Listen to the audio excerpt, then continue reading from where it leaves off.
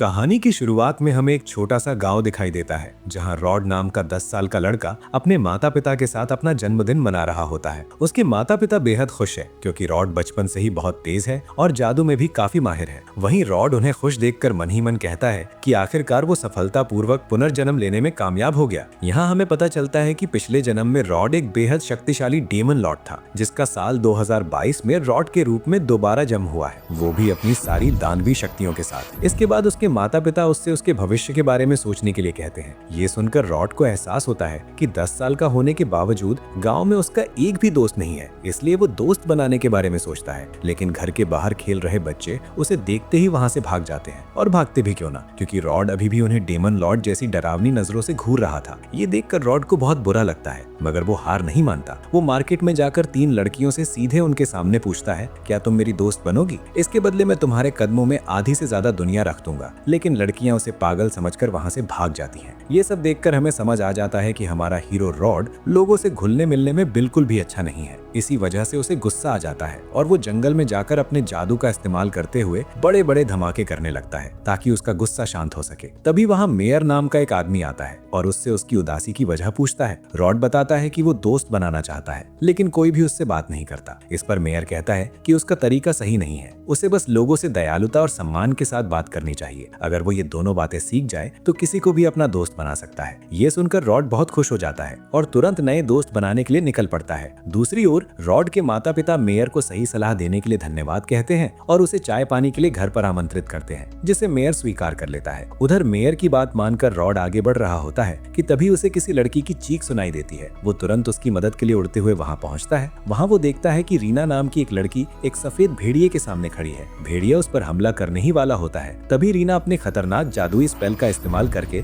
उस white wolf को राख में बदल देती है। ये देखकर रॉड चौंक जाता है क्योंकि वो लड़की उसकी उम्मीद से कहीं ज्यादा ताकतवर निकलती है। अब रॉड तो किसी भी तरह दोस्त बनाना चाहता था, इसलिए वो तुरंत रीना के पास जाकर उसकी तारीफ करते हुए उससे दोस्ती करने की कोशिश करता है। पहले तो रीना कुछ भी नहीं कहती, जिससे रॉड को लगता है कि शायद उसे सीधे दोस्ती के लिए नहीं पूछना चाहिए था। लेकिन अगले ही पल रीना कहती है, तुमने सोचा भी कैसे कि मैं किसी से दोस्ती कर सकती हूँ? इतना कहकर वो वहाँ से भाग जाती है और रॉड एक बार फिर दोस्त बनाने में नाकाम हो जाता है। दूसरी ओर मेयर और रॉड के माता पिता चाय पीते हुए बातचीत कर रहे होते हैं। तभी मेयर के जाने से पहले रीना रोते हुए उसके पास पहुंचती है क्योंकि उसे रॉड का दोस्ती करने का तरीका बिल्कुल पसंद नहीं आया था। उसी समय रॉड भी वहां आ जाता है और उसे पता चलता है कि रीना दरअसल मेयर की बेटी है, वही मेयर जिसने उसे लोगों से दोस्ती करने के लिए फ्रेंडली तरीका अपनाने की सलाह दी थी। ये सच जानने के बाद तो रॉड रीना का पीछा छोड़ता ही नहीं। वो हर समय उसके आसपास मंडराता रहता है क्योंकि वो किसी भी हालत में उससे दोस्ती करना चाहता है। लेकिन रीना हर बार उसे दूर भगा देती है, यहाँ तक कि रीना के जन्मदिन पर रॉड उसे लाल गुलाब देता है, फिर भी वो उसे स्वीकार नहीं करती और अपने जादू से उस पर वार कर देती है। हालांकि रॉड पर इसका ज्यादा असर नहीं होता। अगले दृश्य में रीना जंगल में एक भालू से लड़ रही होती है। तभी रॉड वहां पहुंच जाता है और किसी दीवाने आशिक की तरह उसकी खूबसूरती की तारीफ करने लगता है। इससे परेशान होकर रीना उसे पटक देती है और वहां से चली जाती है। सीन बदलता है और रॉड अपने कमरे में बैठा कुछ गणना करता हुआ दिखाई देता है। उसे समझ नहीं आ रहा था कि रीना से दोस्ती करने में आखिर गलती कहाँ हो रही है। तभी बाहर से लोगों की चीख पुकार सुनाई देती है।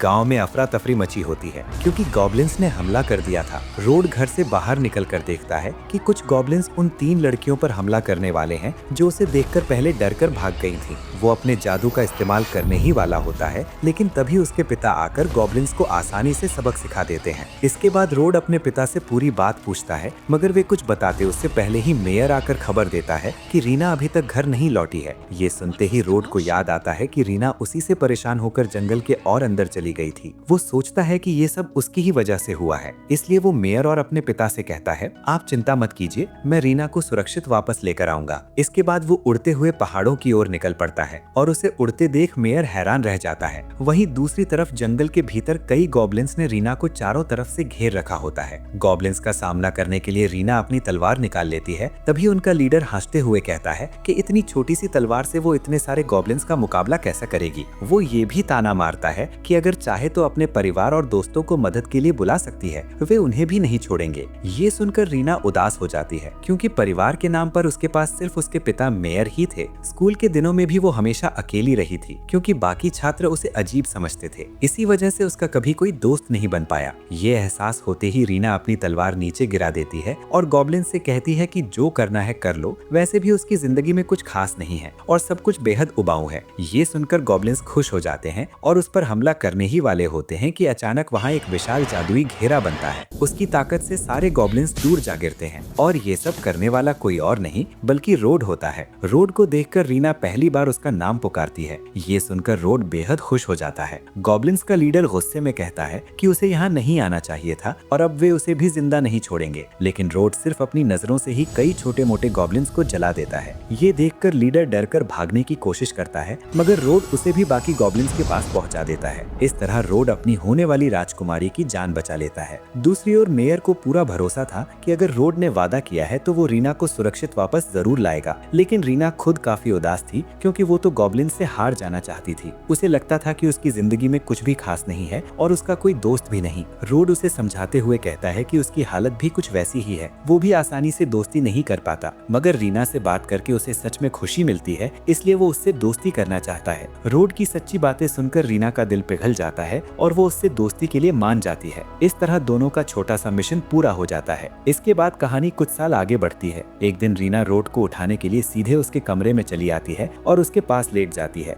ये देखकर रोड चौंक जाता है और कहता है कि किसी लड़की को इस तरह किसी लड़के के कमरे में नहीं आना चाहिए। फिर दृश्य बदलता है और हम रॉड और रीना को उनके शहर के सबसे मशहूर मैजिकल स्कूल में एडमिशन लेने आते हुए देखते हैं। उन्हें देखकर हेडमास्टर बहुत खुश होते हैं क्योंकि दोनों के माता पिता प्रसिद्ध जादूगर हैं। इसी वजह से वो खुले दिल से उनका स्वागत करते हैं। आगे हेडमास्टर बताते हैं कि यहाँ प्रवेश पाने के लिए छात्रों को एंट्रेंस टेस्ट देना पड़ता है, लेकिन उन्हें इसकी जरूरत नहीं है। ये सुनकर रॉड खुद परीक्षा देने की इच्छा जताता है क्योंकि वो अपनी जादुई क्षमता हेडमास्टर को दिखाना चाहता था और रीना भी उसका साथ देती है। थोड़ी देर बाद जब स्कोर बोर्ड पर नतीजे घोषित होते हैं तो रीना अच्छे अंकों से पास हो जाती है, लेकिन हमारा हीरो रॉड जिसके नंबर 0 आए थे वो भी पास घोषित कर दिया जाता है। ये बातों से बेहद अजीब लगती है और उसे शक होता है कि शायद उसके साथ कोई मजाक हुआ है। तभी हेडमास्टर वहाँ आते हैं और दोनों को परीक्षा पास करने पर बधाई देते हैं। रॉड अब भी समझ नहीं पाता कि 0 अंक आने के बावजूद वो पास कैसे हो गया। इस पर हेडमास्टर बताते हैं कि उसे 0 इसलिए मिले क्योंकि उसने किसी भी सवाल का सही जवाब नहीं लिखा। ये सुनकर रॉड हैरान रह जाता है, मगर असली सवाल अब भी वही था, फिर वो पास कैसे हुआ। तब हेडमास्टर मुस्कुराकर कहते हैं कि भले ही उसके जवाब सही नहीं थे, लेकिन जिस भावना और आत्मा के साथ उसने उन्हें लिखा वो उन्हें बहुत पसंद आई। इसी कारण उसे भी रीना के साथ इस मैजिकल स्कूल में प्रवेश दे दिया गया। इसके बाद हेडमास्टर सभी छात्रों को रॉड के माता पिता के बारे में बताते हैं कि लगभग 10 साल पहले उन्होंने पूरे शहर को एक भयानक ड्रैगन से बचाया था। ये बात सुनते ही सभी लोग रॉड को सम्मान की नजर से देखने लगते हैं। वहीं दूर खड़ी एक महिला चुपचाप इन दोनों पर नजर रख रही होती है।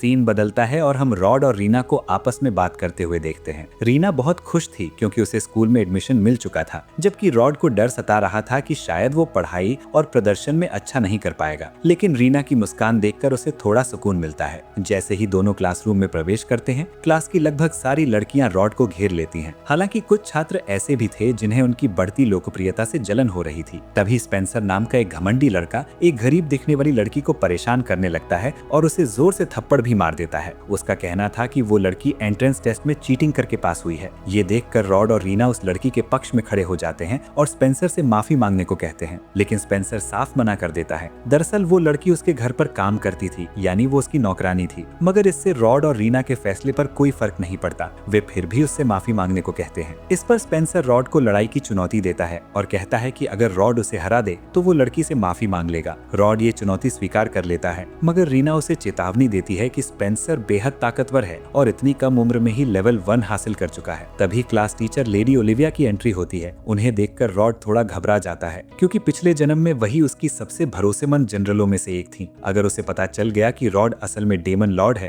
तो उसकी पहचान खुल सकती थी, इसलिए वो उससे बहुत संयम और नरमी से बात करता है। लेडी ओलिविया स्पेंसर और रॉड की लड़ाई के बारे में सुन चुकी होती हैं, इसलिए वे दोनों को मुकाबले की अनुमति दे देती हैं। अगले दृश्य में सभी छात्र मैदान में इकट्ठा दिखाई देते हैं जहां दोनों के बीच फाइट होने वाली थी। रॉड मन ही मन सोच रहा था कि वो ये मुकाबला कैसे जीते बिना ओलिविया का ध्यान अपनी असली ताकत पर लाए। तभी स्पेंसर घमंड भरी बातें करने लगता है। वो कहता है कि वो पहले रॉड को माफ करने वाला था, लेकिन अब जब लेडी ओलिविया भी लड़ाई चाहती हैं तो मुकाबला जरूर होगा। इतना कहते ही वो ताकतवर फायर मैजिक से हमला कर देता है। हालांकि उस हमले से रॉड को हल्की सी खरोंच तक नहीं आती। वो एक प्रोटेक्शन वॉल बनाकर आसानी से बच जाता है। ये देखकर स्पेंसर हैरान होकर कहता है कि उसने रॉड को कमजोर समझा था, लेकिन उसमें जरूर कुछ खास है। फिर भी रोड की सुरक्षा दीवार उससे कहीं ज्यादा मजबूत साबित होती है और उसे कोई नुकसान नहीं पहुंचता। अब तक रोड समझ चुका था कि स्पेंसर के फ्लेम्स असल में साधारण आग थे, न कि असली मेगा लेवल के। इसलिए वो उसे अपनी असली ताकत की झलक दिखाता है। रोड की शक्ति के सामने स्पेंसर टिक नहीं पाता और अंततः हार मान लेता है। ये सब देखकर लेडी ओलिविया हल्की सी चालाक मुस्कान देती है। इसके बाद वो स्पेंसर को उस लड़की से माफी मांगने का आदेश देती हैं और चेतावनी भी देती हैं कि आगे से वो उसे कभी परेशान नहीं करेगा। लेकिन रोड ये पूरी तरह भूल चुका था कि पूरे मुकाबले के दौरान ओलिविया की नजरें सिर्फ उसी पर टिकी हुई थीं। फिर ओलिविया उससे सवाल करती हैं, तुमने एक साथ 2 जादुई स्पेल्स का इस्तेमाल कैसे किया? ये बात सुनकर सभी छात्र हैरानी में पड़ जाते हैं, क्योंकि अब तक किसी ने भी एक साथ 2 जादुई स्पेल्स का इस्तेमाल होते नहीं देखा था। लेडी ओलिविया के सवाल से रोड घबरा जाता है और चुप रह जाता है। तब ओलिविया कहती हैं कि रहने दो, वो खुद ही इसका राज पता लगा लेंगी। सीन बदलता है और लेडी ओलिविया घोषणा करती हैं कि अब से थ्योरी क्लास नहीं होंगी, सिर्फ फील्ड ट्रेनिंग कराई जाएगी। इसके बाद वो सभी छात्रों को 3-3 के समूह बनाने को कहती हैं। ये सुनते ही कई छात्र फिर से रीना के पास पहुंच जाते हैं ताकि उसके ग्रुप में शामिल हो सकें।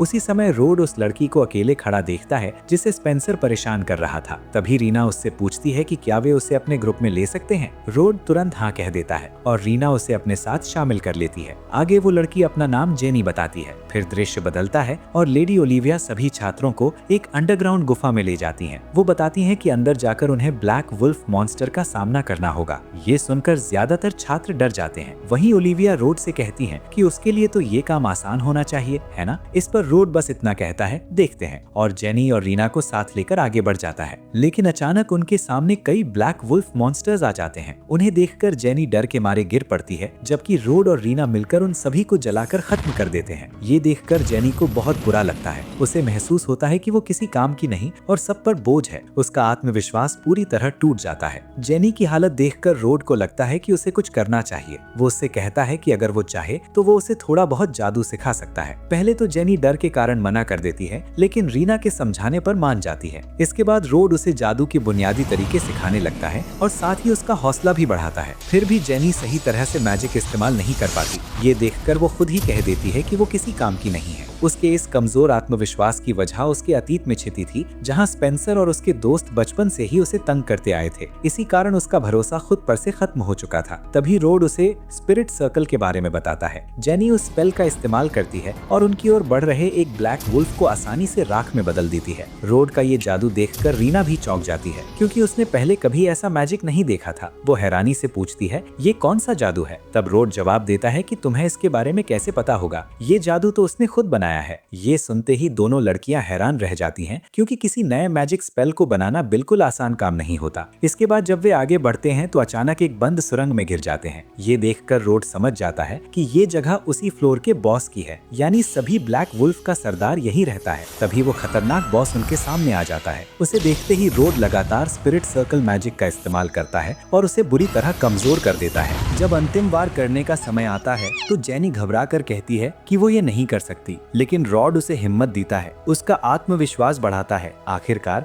जेनी आगे बढ़ती है और स्पिरिट सर्कल का प्रयोग करके फ्लोर बॉस को खत्म कर देती है। दरअसल वो ऐसा करते हुए अपना सारा दबा हुआ गुस्सा उसी पर निकाल रही होती है। इस तरह तीनों मिलकर उस बॉस को हरा देते हैं। इसके बाद वे उसके सींग को सबूत के तौर पर लेडी ओलिविया के सामने पेश करते हैं। ये देखकर स्पेंसर आरोप लगाता है कि वे झूठ बोल रहे हैं। तभी जेनी उसे जोरदार थप्पड़ मार देती है। इससे साफ हो जाता है कि अब जेनी पहले जैसी डरने वाली लड़की नहीं रही। स्पेंसर कुछ और कह पाता उससे पहले ही रीना उस पर कूड़ा फेंक देती है। शर्मिंदा होकर स्पेंसर वहां से भाग जाता है और बाकी छात्र उस पर हंसने लगते हैं। सीन बदलता है और रॉड हेडमास्टर के ऑफिस में दिखाई देता है। भाग लेने का प्रस्ताव देते हैं। पहले तो रॉड साफ मना कर देता है, क्योंकि वो अपनी शक्तियों का उपयोग सिर्फ लोगों की मदद के लिए करना चाहता था। तब लेडी ओलिविया उसे समझाती है कि किंगडम की क्वीन स्कूल को बहुत कम फंड देती है और अगर वे ये प्रतियोगिता जीत जाएं तो फंडिंग बढ़ सकती है, जिससे पूरे संस्थान और छात्रों को फायदा होगा। ये सुनकर रॉड कहता है कि उसे सोचने के लिए थोड़ा समय चाहिए। ओलिविया मुस्कुराते हुए बताती है कि उनका छोटा भाई भी बिल्कुल रॉड जैसा ही था, जो कभी किसी की मदद करने से पीछे नहीं हटता था। फिर वो कहती हैं कि कल देखा जाएगा वो क्या फैसला लेता है। ऑफिस से निकलकर कॉरिडोर में चलते हुए रॉड सोचता है कि उसे क्या करना चाहिए। अगर उसने प्रतियोगिता में हिस्सा लेने से मना कर दिया तो कहीं उसकी स्कॉलरशिप रद्द ना हो जाए। वो इन्हीं विचारों में खोया होता है कि तभी जेनी आकर सीधे उससे पूछती है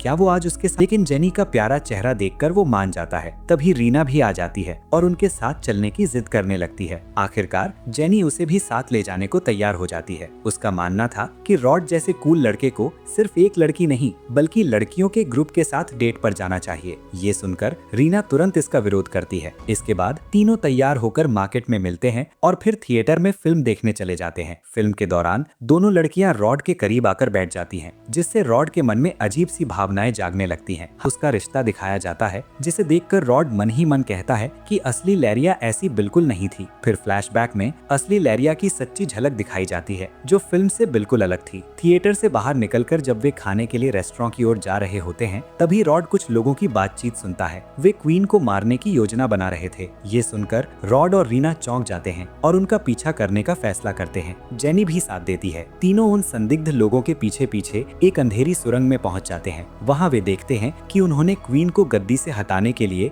एक विशाल जादुई सर्कल तैयार किया हुआ है। रॉड ये बात रीना और जेनी को बताने ही वाला होता है कि तभी वे पकड़े जाते हैं और उन्हें उनके लीडर के सामने ले जाया जाता है। बड़े मैजिकल सर्कल को देखकर रॉड तुरंत उनकी पूरी योजना समझ जाता है और उल्टा उन्हीं को उनका प्लान समझाने लगता है। ये देखकर लीडर गुस्से में आकर उसी सर्कल की शक्ति से रॉड को जलाने की कोशिश करता है, लेकिन उसकी मामूली आग रॉड का कुछ भी नहीं बिगाड़ पाती। लीडर हैरान रह जाता है और तभी रॉड सिर्फ एक ही जादू से उनके पूरे मैजिकल सर्कल को नष्ट कर देता है। ये सब देखकर उन बुरे लोगों को समझ आ जाता है कि रॉड कोई साधारण इंसान नहीं है। फिर भी उनका लीडर गुस्से में रॉड और दोनों लड़कियों को जान से मारने की धमकी देता है। इस पर रॉड शांत स्वर में कहता है कि उनमें इतनी ताकत ही नहीं है कि वे उसका सामना कर सकें। इसके बाद वो बस चुटकी बजाता है और तेज बिजली जैसी शक्ति और पहले से ज्यादा क्रोधित भी। तभी वो अपना असली रूप धारण कर लेता है, एक खतरनाक डेमन का रूप। फिर वो लाइटनिंग बोल्ट्स की मदद से वहां एक सुरंग बनाता है और उड़ते हुए भाग निकलता है। ये देखकर रॉड तुरंत उसके पीछे जाने लगता है, लेकिन लड़कियां उसे रोकते हुए कहती हैं कि वो डेमन है, इसलिए उड़ सकता है,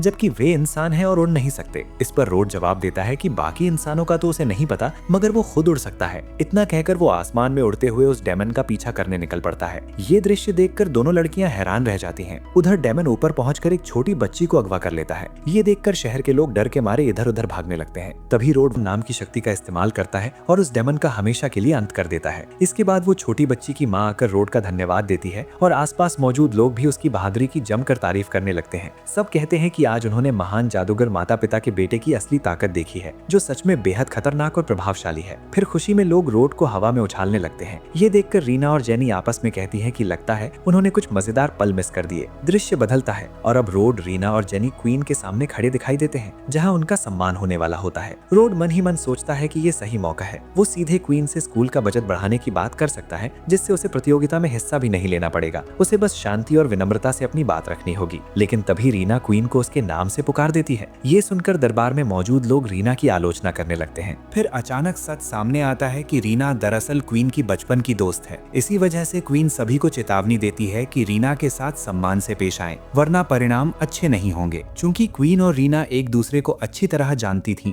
इसलिए मजाक मजाक में क्वीन रॉड से शादी का प्रस्ताव रख देती है। इतना ही नहीं, वो ये भी कहती है कि वो रॉड के बच्चे की माँ बनना चाहती है। ये सुनकर रीना और जेनी तुरंत इसका विरोध कर देती हैं। मजाक खत्म होने के बाद क्वीन रॉड को पेंटागन क्लास मजिशियन घोषित कर देती है। ये सुनते ही दरबार के लोग उससे अपना फैसला बदलने की गुहार लगाते हैं, क्योंकि ये उपाधि किसी साधारण इंसान को नहीं दी जाती। मगर रॉड खुद ही इस सम्मान को ठुकरा देता है और कहता है कि उसे ये पदवी नहीं चाहिए। अगर कुछ करना है तो बस उनके स्कूल का बजट बढ़ा दिया जाए, ताकि वहाँ पढ़ने वाले सभी छात्रों को फायदा मिल सके। रॉड की ये सोच देखकर क्वीन उससे और भी प्रभावित हो जाती है। इसलिए वो ना सिर्फ उसे पेंटागन क्लास मजिशियन बनाती है, बल्कि स्कूल की फंडिंग भी बढ़ा देती है। यही नहीं रुकते हुए वो रीना को भी पेंटागन क्लास मजिशियन घोषित करती है और जेनी को ट्रायंगुलर क्लास मजिशियन का दर्जा देती है। साथ ही तीनों को अपनी पर्सनल बॉडीगार्ड यूनिट में शामिल होने का प्रस्ताव भी देती है। इतना सब होने के बाद रॉड थोड़ा उदास हो जाता है, क्योंकि उसे लोगों के बीच ज्यादा मशहूर होना बिल्कुल पसंद नहीं था। इसके बाद सीन बदलता है और कुछ खतरनाक लोगों की गुप्त जिसका इस्तेमाल वे क्वीन की हत्या के लिए करने वाले हैं। अगले दिन का दृश्य स्कूल में शिफ्ट होता है, जहाँ एक बेहद खूबसूरत लड़की दिखाई देती है। वो अपने हीरो रॉड को प्रपोज करती है और उसे डेट पर चलने के लिए कहती है, लेकिन रॉड मना कर देता है और कहता है कि वो अभी किसी रिश्ते के लिए तैयार नहीं है। इस पर वो लड़की बेझिझक कहती है कि कोई बात नहीं, अगर वे एक बार साथ सो लें तो वो खुद ही रिश्ते के लिए मान जाएगा। दोनों की बात चल ही रही होती है कि तभी रीना वहाँ पहुँच जाती है। उन्हें साथ देखकर वो गुस्से से भर उठती है और माहौल बिगड़ता देख वो लड़की तुरंत वहाँ से भाग जाती है। इसके बाद रॉड रीना का उसे बचाने के लिए धन्यवाद करता है, लेकिन रीना अभी भी नाराज थी और कुछ कहे कहे बिना वहाँ से चली जाती है। सीन बदलता है और हेडमास्टर जेसिका नाम की एक टीचर से बातचीत करते हुए दिखाई देते हैं। जेसिका कहती है कि अब चिंता की कोई बात नहीं रही क्योंकि रॉड के कहने पर प्रिंसेस ने स्कूल का बजट भी बढ़ा दिया है। मगर हेडमास्टर बताते हैं कि उनकी चिंता कुछ और है। वो चाहते हैं कि रॉड एक टीचर बने क्योंकि उसकी क्षमताएं छात्रों के स्तर से कहीं ऊपर हैं, लेकिन उन्हें डर है कि बाकी शिक्षक उसे आसानी से स्वीकार नहीं करेंगे। इसी वजह से वे चाहते थे कि रॉड प्रतियोगिता में हिस्सा लेकर जीत जाए ताकि सभी शिक्षक उसे सम्मान के साथ टीचर मान लें। ये सुनकर जेसिका पूछती हैं कि क्या वो रॉड को मनाने की कोशिश करे और हेडमास्टर तुरंत हामी भर देते हैं। अगले दृश्य में रॉड अपने कमरे में आराम कर रहा होता है, तभी जेनी वहां पहुंचती है। उसने बहुत छोटे कपड़े पहने हुए थे।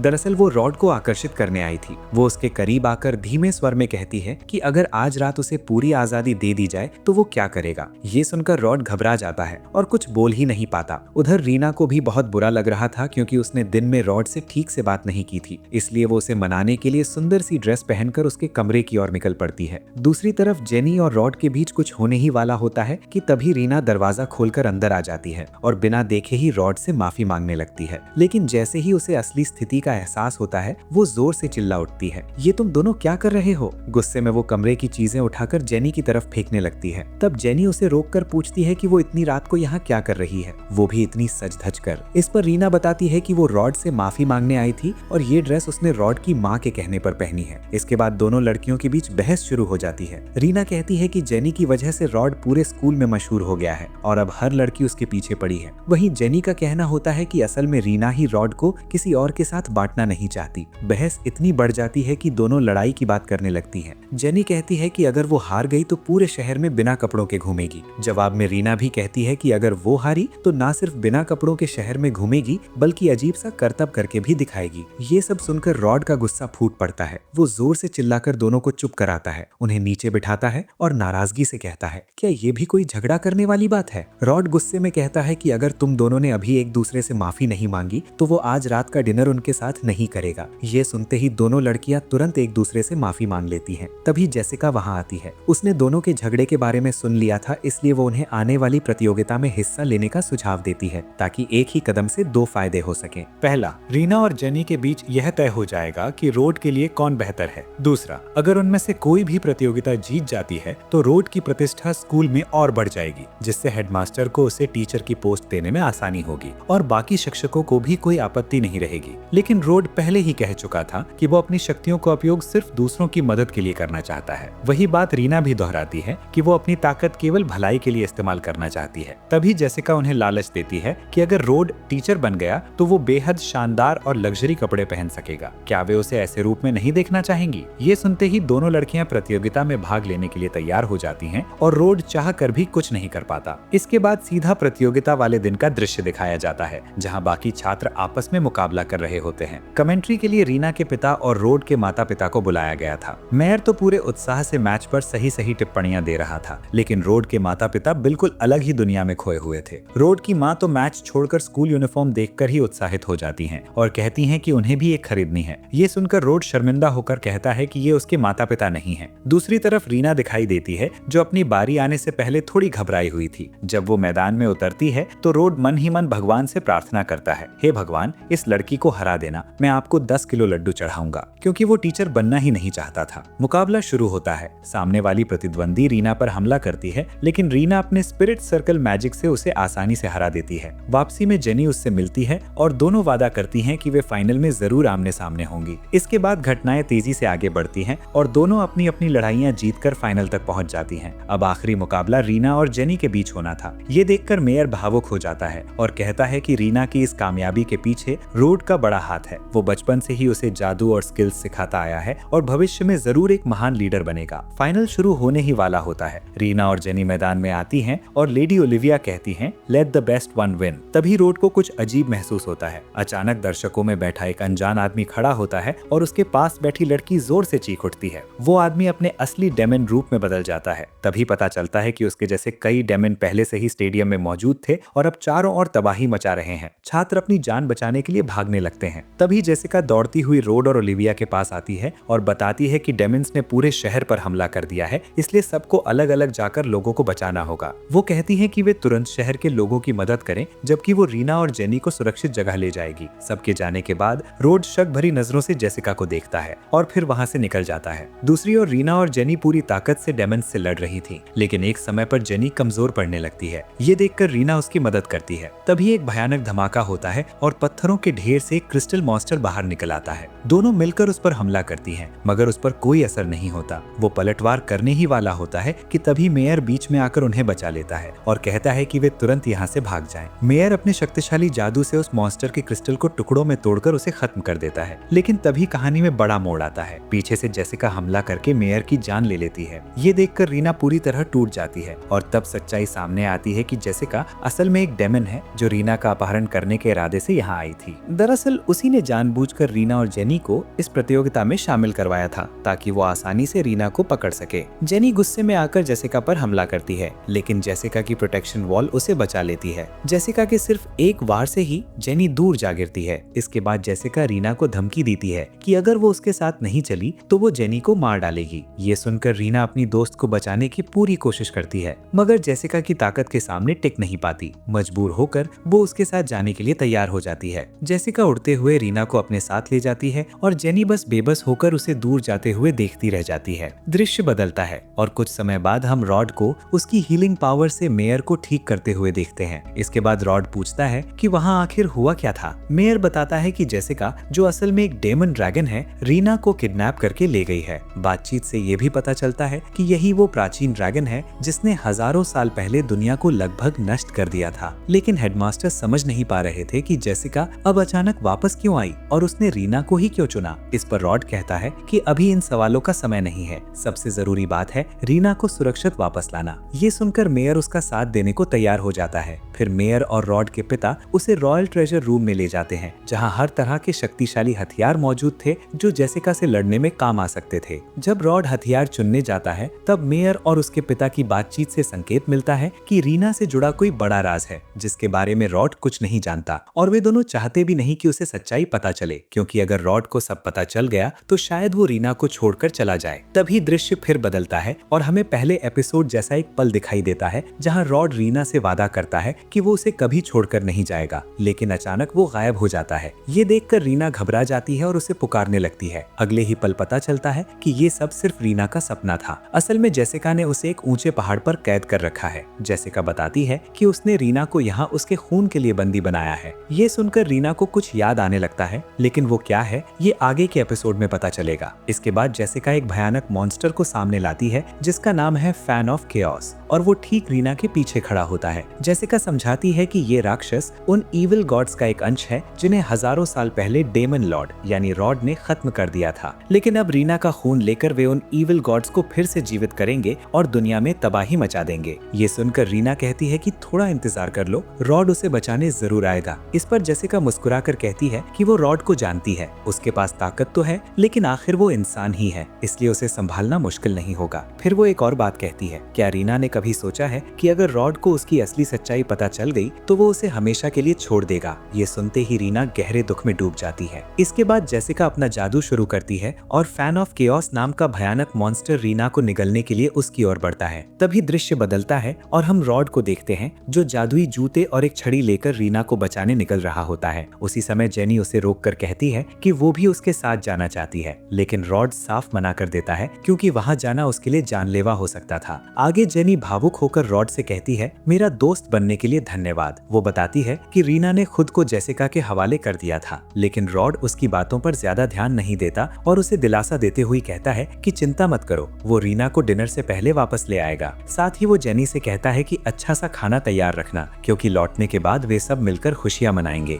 इतना कहकर वो उड़ते हुए रीना को बचाने निकल पड़ता है। दूसरी ओर मॉन्स्टर रीना को खाने के लिए आगे बढ़ रहा होता है और जेसिका उन दोनों को उस मॉन्स्टर का अभिशाप कहकर पुकारती है, जिसकी असली वजह थोड़ी देर बाद सामने आती है। जैसे ही मॉन्स्टर रीना तक पहुंचने वाला होता है, वो रोशनी की रफ्तार से नष्ट हो जाता है और ये कारनामा कोई और नहीं बल्कि रोड करता है। इसके बाद रोड सबको चेतावनी देता है और नो स्पेस नाम की शक्ति का इस्तेमाल करके एक ही पल में सभी डेमंस का अंत कर देता है। अब वहाँ सिर्फ जेसिका बचती है। रोड चुटकी बजाकर रीना को कैद से आजाद कर देता है और आजाद होते ही रीना उसे कसकर गले लगाकर दिल से धन्यवाद देती है। दूसरी तरफ जेसिका रोड की ताकत देखकर अजीब सी उत्तेजना में डूब जाती है, क्योंकि कई सालों बाद उसे अपने बराबर का कोई मिला था। उसकी खतरनाक हंसी सुनकर रीना डर जाती है, लेकिन रोड उसे भरोसा दिलाता है कि डरने की जरूरत नहीं, वो सब जल्दी खत्म कर देगा। तभी जेसिका रीना की असली पहचान उजागर करती है। वो बताती है कि रीना दरअसल एक मॉन्स्टर है जिसकी नसों में इविल गॉड का खून बहता है। इसी के साथ हमें मेयर और रोड के पिता की बातचीत भी दिखाई जाती है, जिससे पता चलता है कि मेयर की रगों में भी वही खून है और उन्होंने अपनी सच्चाई इसलिए छुपाई क्योंकि लोग उन्हें स्वीकार नहीं करते। ये सब जानने के बाद भी रोड शांत रहता है और कहता है कि उसे इन बातों से कोई फर्क नहीं पड़ता। रीना चाहे इविल गॉड की वंशज हो या कुछ और, उसके लिए बस इतना मायने रखता है कि उसका दिल अच्छा है और वो बेहद साहसी है। यही वजह है उसे अपना दोस्त मानने के लिए काफी है। रोड अपनी बात पूरी भी नहीं कर पाता कि जेसिका बिजली के स्पेल से उस पर हमला कर देती है, मगर रोड को खरोच तक नहीं आती क्योंकि उसकी छड़ी किसी भी लाइटनिंग मैजिक को रोक सकती थी। जेसिका गुस्से से भर उठती है, लेकिन इससे पहले कि वो कुछ और करे, रोड उस पर आग का हमला कर देता है। जब धुआं छटता है तो दिखता है कि जेसिका को जरा सा भी नुकसान नहीं हुआ, जिससे साफ हो जाता है कि वो जितनी दिखती थी उससे कहीं ज्यादा ताकतवर है। तभी रोड अपनी छड़ी से उस पर जोरदार वार करता है और वो दूर आसमान में जा गिरती है। इससे क्रोधित होकर जेसिका अपना असली रूप एक विशाल ड्रैगन धारण कर लेती है। ये देखकर रोड अपने चारों ओर एक सुरक्षा कवच बना लेता है ताकि उसके शक्तिशाली हमलों से बच सके। फिर वो अपनी एआई असिस्टेंट लीरिया को बुलाता है जो एक लड़की के रूप में प्रकट होती है और रोड के कहने पर एक बेहद ताकतवर तलवार में बदल जाती है, जिससे वो जेसिका का सामना कर सके। ये सब देखकर रीना को यकीन ही नहीं होता कि रोड की असली ताकत इतनी जबरदस्त है। इसके बाद रोड और जेसिका के बीच आसमान में जबरदस्त लड़ाई शुरू हो जाती है। रोड लीरिया की मदद से जेसिका के हर वार का सामना कर रहा था। फिर वो लीरिया से कहकर उस पर एक बेहद खतरनाक हमला करता है, लेकिन जेसिका बड़ी आसानी से उससे बच निकलती है। इसके बाद जेसिका अपनी बातों से रोड को कमजोर करने की कोशिश करती है। वो कहती है कि रीना ज्यादा समय तक उसके साथ नहीं रहेगी, एक दिन वो उसे छोड़कर चली ही जाएगी। तभी नीचे से रीना जोर से आवाज लगाती है कि अगर वो हार गया तो वो उस पर बहुत नाराज होगी।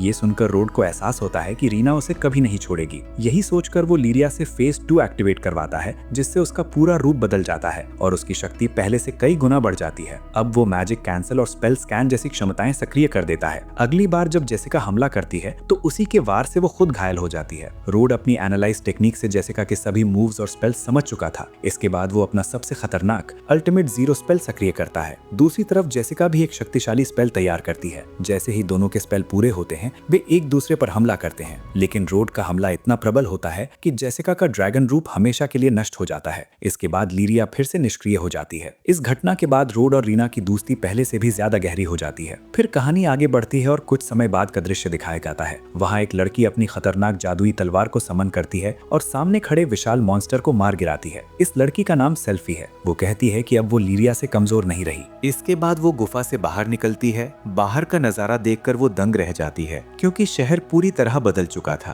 असल में सेल्फी उसी समय की है जब डेमन लॉर्ड यानी रोड का पिछला जन्म मौजूद था। इसलिए बदली हुई दुनिया देखकर वो बेहद हैरान हो जाती है क्योंकि उसके दौर में तो बुरे देवताओं का शासन था और शहर की हालत बहुत खराब थी। तभी वहाँ एक रहस्यमय आदमी आता है और उसका स्वागत करते हुए कहता है कि आखिरकार वो 3000 साल बाद वापस लौटी है। ये सुनकर सेल्फी चौंक जाती है क्योंकि उसके हिसाब से तो वो गुफा में सिर्फ 3 साल की ट्रेनिंग कर रही थी। उस पर वो आदमी बताता है कि उस जगह पर समय अलग तरीके से चलता है। सेल्फी हंसते हुए कहती है कि उसे ये बात पहले से पता थी, वो तो बस देख रही थी कि सामने वाले को मालूम है या नहीं। हालांकि सच ये था कि उसे सचमुच इतनी महत्वपूर्ण बात की जानकारी नहीं थी। इसके बाद वो रहस्यमय व्यक्ति बिना कुछ कहे वहाँ से जाने लगता है। सेल्फी उसके पीछे जाती है और उसके बारे में पूछती है। तब वो बताता है कि वो डेमन लॉर्ड और लीरिया दोनों के लिए काम करता है। डेमन लॉर्ड का नाम सुनते ही सेल्फी उत्सुक होकर पूछती है, अच्छा अब डेमन लॉर्ड क्या करने वाला है? इस पर वो रहस्यमयी आदमी कहता है कि डेमन लॉर्ड मर चुका है। फिर वो सेल्फी को समझाता है कि मरना शब्द पूरी तरह सही नहीं है क्योंकि उसने रोड के रूप में दोबारा जन्म लिया है। वो ये भी बताता है कि अगर उसे लीरिया के बारे में सच जानना है तो उसे रोड से मिलना होगा। दरअसल सेल्फी लीरिया को अपनी बड़ी बहन मानती थी, इसलिए उसके लिए ये बात बेहद अहम थी। इसके बाद दृश्य बदलता है और हम हेडमास्टर को रोड, रीना और जेनी से बात करते हुए देखते हैं। हेडमास्टर उन्हें स्कूल के वार्षिक उत्सव के बारे में बताते हैं जहाँ सभी छात्र अपनी अपनी प्रतिभा का प्रदर्शन करते हैं। इस कार्यक्रम को देखने दूर दूर से लोग आते हैं और इस बार का उत्सव खास है क्योंकि स्कूल के 100 साल पूरे हो रहे हैं। हेडमास्टर उन्हें एक नाटक प्रस्तुत करने का सुझाव भी देते हैं। ये सुनकर रीना बहुत खुश हो जाती है और तुरंत उसमें भाग लेने का फैसला कर लेती है। रीना की खुशी देखकर रोड और जेनी भी नाटक में प्रदर्शन करने के लिए तैयार हो जाते हैं। उसी समय हेडमास्टर रोड को एक धमकी भरा पत्र दिखाते हैं जिसमें लिखा होता है कि इस साल स्कूल में उत्सव नहीं मनाया जाना चाहिए। सबसे डरावनी बात ये थी कि वो पत्र इंसानी चमड़ी पर लिखा हुआ था और भेजने वाले का नाम था लार्ज आई गैल। हेडमास्टर को डर था कि अगर उत्सव के दिन हमला हुआ तो सभी को बचाने की ताकत सिर्फ रोड में ही है क्योंकि बाकी छात्र शायद कुछ न कर पाए। ये सुनकर रोड, रीना रीना और जेनी उन्हें भरोसा दिलाते हैं कि वो नाटक भी संभाल लेंगे और उत्सव की सुरक्षा भी। हेडमास्टर आगे बताते हैं कि लेडी ओलिविया रोड जैसे शक्तिशाली छात्रों की एक खास टीम तैयार कर रही हैं ताकि किसी भी खतरे का सामना किया जा सके, और रोड को भी उस टीम में शामिल होने के लिए कहा गया है। हालांकि रोड को शक होता है कि ओलिविया इसके पीछे कोई चाल जरूर चल रही है। इसके बाद रीना और जेनी डायमंड लॉर्ड की कहानी पर आधारित नाटक करने का फैसला करते हैं और दोनों बेहद उत्साहित नजर आती हैं। उन्हें खुश देखकर रोड को भी अच्छा महसूस होता है। तभी सेल्फी रोड का नाम लेते हुए क्लासरूम में प्रवेश करती है। जैसे ही रोड सामने आता है, सेल्फी उसे ऐसी नजर से देखती है मानो उसका उससे कोई पुराना हिसाब बाकी हो और वो उस पर हमला करने ही वाली होती है। तभी ओलिविया उसे रोकते हुए कहती है, ओह, आखिरकार 3000 साल बाद तुम्हारे दर्शन हो ही गए। वहीं रोड भी हल्की सी मुस्कान के साथ सिर हिलाता है, जिसे सेल्फी ध्यान से देख लेती है। सेल्फी आगे बढ़कर कहती है, तो तुम ही हो rod the demon Lord. Rod तुरंत इनकार करने लगता है, नहीं, तुम गलत समझ रही हो। लेकिन सेल्फी रुकने वाली नहीं थी। उसके सवाल एक के बाद एक आने लगते हैं। तुमने वो तलवार मुझसे क्यों ली थी? इविल गॉड्स का क्या हुआ? लिरिया अब कहाँ है? रॉड गहरी सांस लेकर शांत स्वर में कहता है, तुम जरूरत से ज्यादा सोच रही हो, मैं कोई डेमन लॉर्ड नहीं हूँ। उसी समय रीना बीच में आ जाती है और गुस्से में सेल्फी से कहती है कि वो यहाँ आकर रॉड के बारे में कुछ भी गलत नहीं बोल सकती। रीना की बात सुनकर सेल्फी हैरानी से उसे देखती है और कुछ पल के लिए चुप हो जाती है। थोड़ी देर बाद वो झिझकते हुए रीना से पूछती है, तुम्हारा रॉड से क्या रिश्ता है? रीना मुस्कुराकर जवाब देती है, वो मेरा बहुत अच्छा दोस्त है। ये सुनकर सेल्फी कुछ देर तक रीना को ध्यान से देखती रहती है, फिर कहती है, तो मुझे भी अपना दोस्त बना लो। दरअसल सेल्फी को रीना में कहीं न कहीं लिरिया की झलक दिखाई देती है। शायद इसी वजह से वो उससे दोस्ती करना चाहती थी, लेकिन रीना साफ मना कर देती है। इस पर सेल्फी का गुस्सा बढ़ जाता है। ओलिविया और बाकी लोग माहौल शांत करने की कोशिश करते हैं, मगर सेल्फी पीछे हटने को तैयार नहीं थी। वो सीधे रॉड को चुनौती देती है, अगर तुम सच में डेमन लॉर्ड नहीं हो तो मुझे हरा कर दिखाओ। ओलिविया भी ये सुनकर दोनों को तलवारबाजी की लड़ाई करने की अनुमति दे देती है। रॉड पहले तो साफ मना कर देता है, लेकिन ओलिविया की शक भरी नजरें देखकर आखिरकार मान जाता है। हालांकि मन ही मन वो तय कर लेता है कि वो इस तरह हारेगा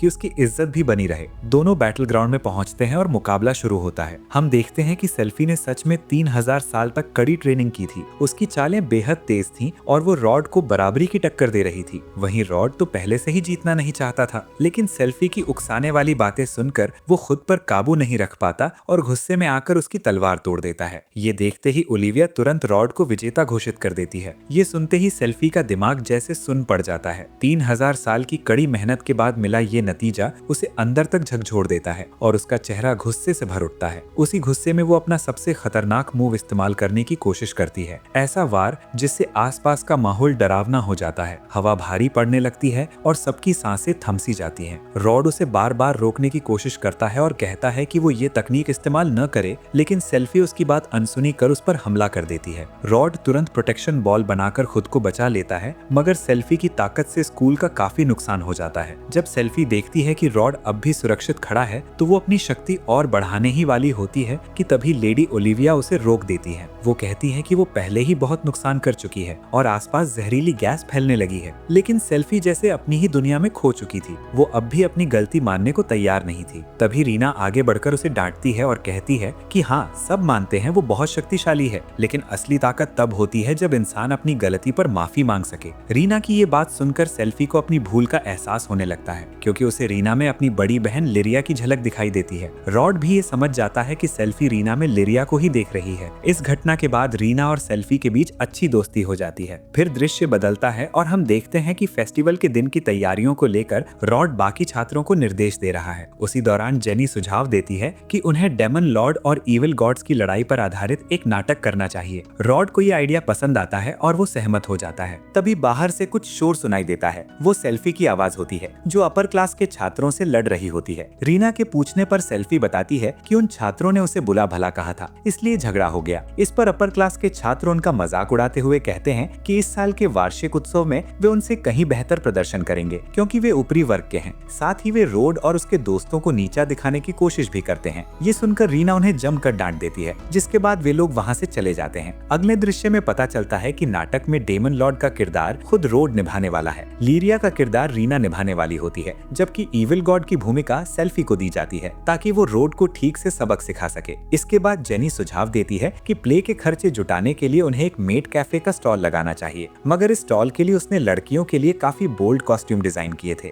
जिन्हें देखकर सभी लड़कियां उन्हें पहनने से साफ मना कर देती हैं। तभी जेनी उन्हें छेड़ते हुए कहती कहती है, क्या पता यही ड्रेस पहनने के बाद रोड तुम में से किसी एक को पसंद कर ले। ये सुनते ही सबके मन में छिपी इच्छाएं जाग उठती हैं और वे आखिरकार उन बोल्ड कपड़ों को पहनने के लिए तैयार हो जाती हैं। उधर एक रहस्यमयी शख्स अपनी जादुई गेंद में ये सब देख रहा होता है। वो आगे चलकर रोड के किसी गहरे राज का जिक्र करता है जिसके बारे में हमें बाद में पता चलेगा। इसके बाद दृश्य बदलता है और अगले दिन हम रोड और रीना को स्कूल फेस्टिवल में लगे अलग अलग स्टॉल देखते हुए पाते हैं। ये सब देखकर रीना बेहद खुश होती है क्योंकि वो हमेशा से ऐसा माहौल महसूस करना चाहती थी। वहीं रोड मन ही मन सोचता है कि मजा लेना ठीक है, लेकिन धमकी भरे खत को नजरअंदाज करना भी सही नहीं होगा। तभी अचानक वहाँ एक बड़ा धमाका हो जाता है। ये विस्फोट किसी और ने नहीं बल्कि सेल्फी ने किया होता है। दरअसल उसे एक स्टॉल मालिक पर शक था कि वो डेमन है। उस आदमी के रोते गिड़गिड़ाते हुए कहने पर भी मैं कोई डेमन नहीं हूँ, सेल्फी उसकी एक नहीं सुनती और उस पर हमला करने ही वाली होती है कि तभी लेडी ओलिविया आकर उसे रोक देती है। ओलिविया समझाती है कि वो आदमी डेमन नहीं है बल्कि एक रेस्टोरेंट में काम करता है। वो तो उसके हाथ के रोस्टेड पोटैटो तक पसंद करती है और खुद उससे ट्रेनिंग भी ले चुकी है।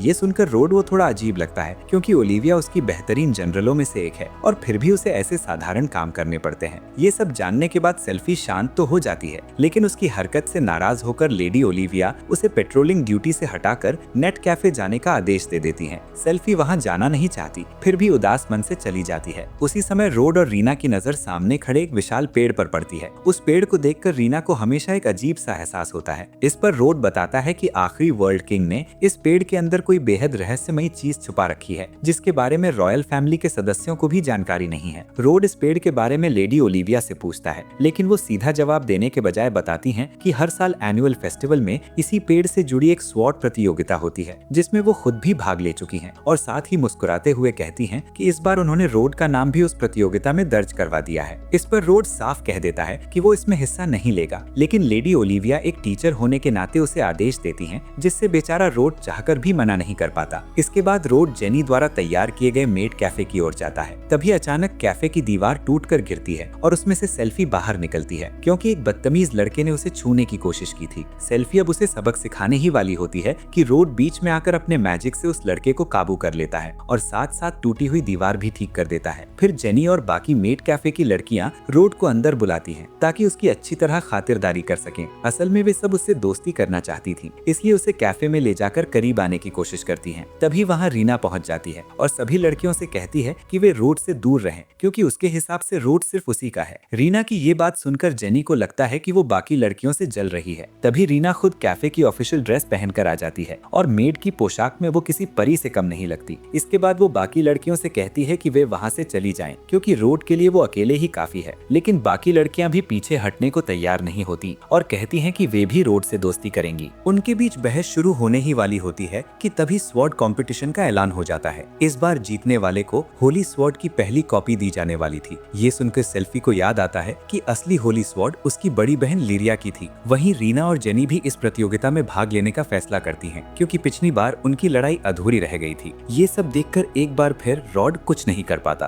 और सीधे सीन कंपटीशन पर पहुंच जाता है जहां रीना, रॉड और लेडी ओलिविया आसानी से फाइनल तक पहुंच जाते हैं। अब बारी जेनी की होती है जिसकी टक्कर एक बेहद ताकतवर स्वॉर्ड्समैन से होती है। शुरुआत में वो उसके सामने टिक नहीं पाती, लेकिन रॉड जोर से चिल्लाकर उसे हौसला देता है। मोटिवेशन मिलते ही जेनी अपनी पूरी ताकत से हमला करती है जिसके सामने स्वॉर्ड्समैन टिक नहीं पाता और आखिरकार जेनी जीत जाती है। इसके बाद हम रॉड और जेनी को बातचीत करते देखते हैं जहाँ पता चलता है कि रीना और सेल्फी मेड कैफे में बाकी लड़कियों की मदद करने गई हैं। इस मौके का फायदा उठाकर जेनी रॉड को mister and miss beauty contest में ले जाती है। रॉड पहले मना करता है क्योंकि उसे पेट्रोलिंग करनी होती है, लेकिन जब वो देखता है कि वहाँ भीड़ बहुत ज्यादा है और लोगों को सुरक्षा की जरूरत हो सकती है तो उसे लगता है कि वहाँ आना सही फैसला था। उसी दौरान उसकी नजर स्टूडेंट्स की भीड़ में स्पेंसर पर पड़ती है। उसे शक होता है कि शायद स्पेंसर जेनी को परेशान करने आया है, इसलिए वो उसके पास जाता है और रॉड को देखते ही स्पेंसर घबरा जाता है। तभी हमें पता चलता है कि रॉड से हारने के बाद स्पेंसर ने खुद को कमरे में बंद कर लिया था और आज वो सिर्फ लिली नाम की लड़की को देखने आया है, किसी तरह की परेशानी खड़ी करने नहीं। कमरे में बंद रहने की वजह से वो काफी मोटा भी हो गया था। जब वो स्टेज पर मुस्कुराती हुई जेनी को देखता है तो उसे एहसास होता है कि जेनी अब पूरी तरह बदल चुकी है और इस बदलाव की वजह सिर्फ रॉड है। इसके बाद स्पेंसर बताता है कि जेनी का परिवार हमेशा उसकी फैमिली की रक्षा करता आया है और बचपन में जेनी अक्सर उसके साथ समय बिताती थी, लेकिन वो कभी कुछ सही से कर नहीं पाती थी। जहाँ तक उसे भूल जाने की बात है वो सब उसकी अपनी फैमिली की वजह से हुआ क्योंकि उनके परिवार में कोई भी अपने से छोटे लोगों के साथ अच्छा व्यवहार नहीं करता और वही असर उस पर भी पड़ा। हालांकि अब उसे अपनी गलती का का पछतावा है। ये सुनकर रॉड उसे सलाह देता है कि वो जेनी से माफी मांग ले, लेकिन स्पेंसर कहता है कि वो अभी इसके लिए तैयार नहीं है। स्पेंसर समझ चुका था कि अभी उसमें इतनी ताकत नहीं है कि वो जेनी का सामना कर सके, इसलिए वो ये कहते हुए वहाँ से चला जाता है कि अब वो खुद को बदल कर रहेगा। कुछ समय बाद जेनी और रॉड मिस्टर और मिस ब्यूटी कॉन्टेस्ट जीत जाते हैं। जेनी उसे धन्यवाद देती है, जिस पर रॉड मुस्कुराकर उसकी तारीफ करता है और कहता है कि ये जीत तो तुम्हारी ही होनी थी। तुम न सिर्फ बेहद खूबसूरत हो, बल्कि तुम्हें खुद पर भरोसा भी रखना चाहिए, क्योंकि तुम सच में बहुत काबिल हो। ये सुनते ही जेनी के दिल में खुशी की लहर दौड़ जाती है। फिर सीन बदलता है और हम मेड कैफे के बाहर लड़कों की लंबी लाइन देखते हैं। दरअसल सभी जेनी का इंतजार कर रहे थे, क्योंकि कॉन्टेस्ट जीतने के बाद वो पूरे स्कूल में मशहूर हो चुकी थी। वहीं कैफे के अंदर काफी भीड़ थी, लेकिन ब्यूटी कॉन्टेस्ट की ट्रॉफी देखकर रीना थोड़ा नाराज हो जाती है, क्योंकि वो खुद रॉड के साथ वहां जाना चाहती थी और जेनी उससे पहले ये मौका ले गई थी। इसके बाद दृश्य फिर बदलता है और लेडी ओलिविया वो रॉड के बीच मुकाबला शुरू हो जाता है। ओलिविया लगातार रॉड पर हमले करती रहती है, जिससे रॉड झुंझला उठता है और आखिरकार एक भारी भरकम सुबिडन मैजिक इस्तेमाल कर देता है। उस वार से लेडी ओलिविया उड़कर काफी दूर जा गिरती हैं और इसी कारण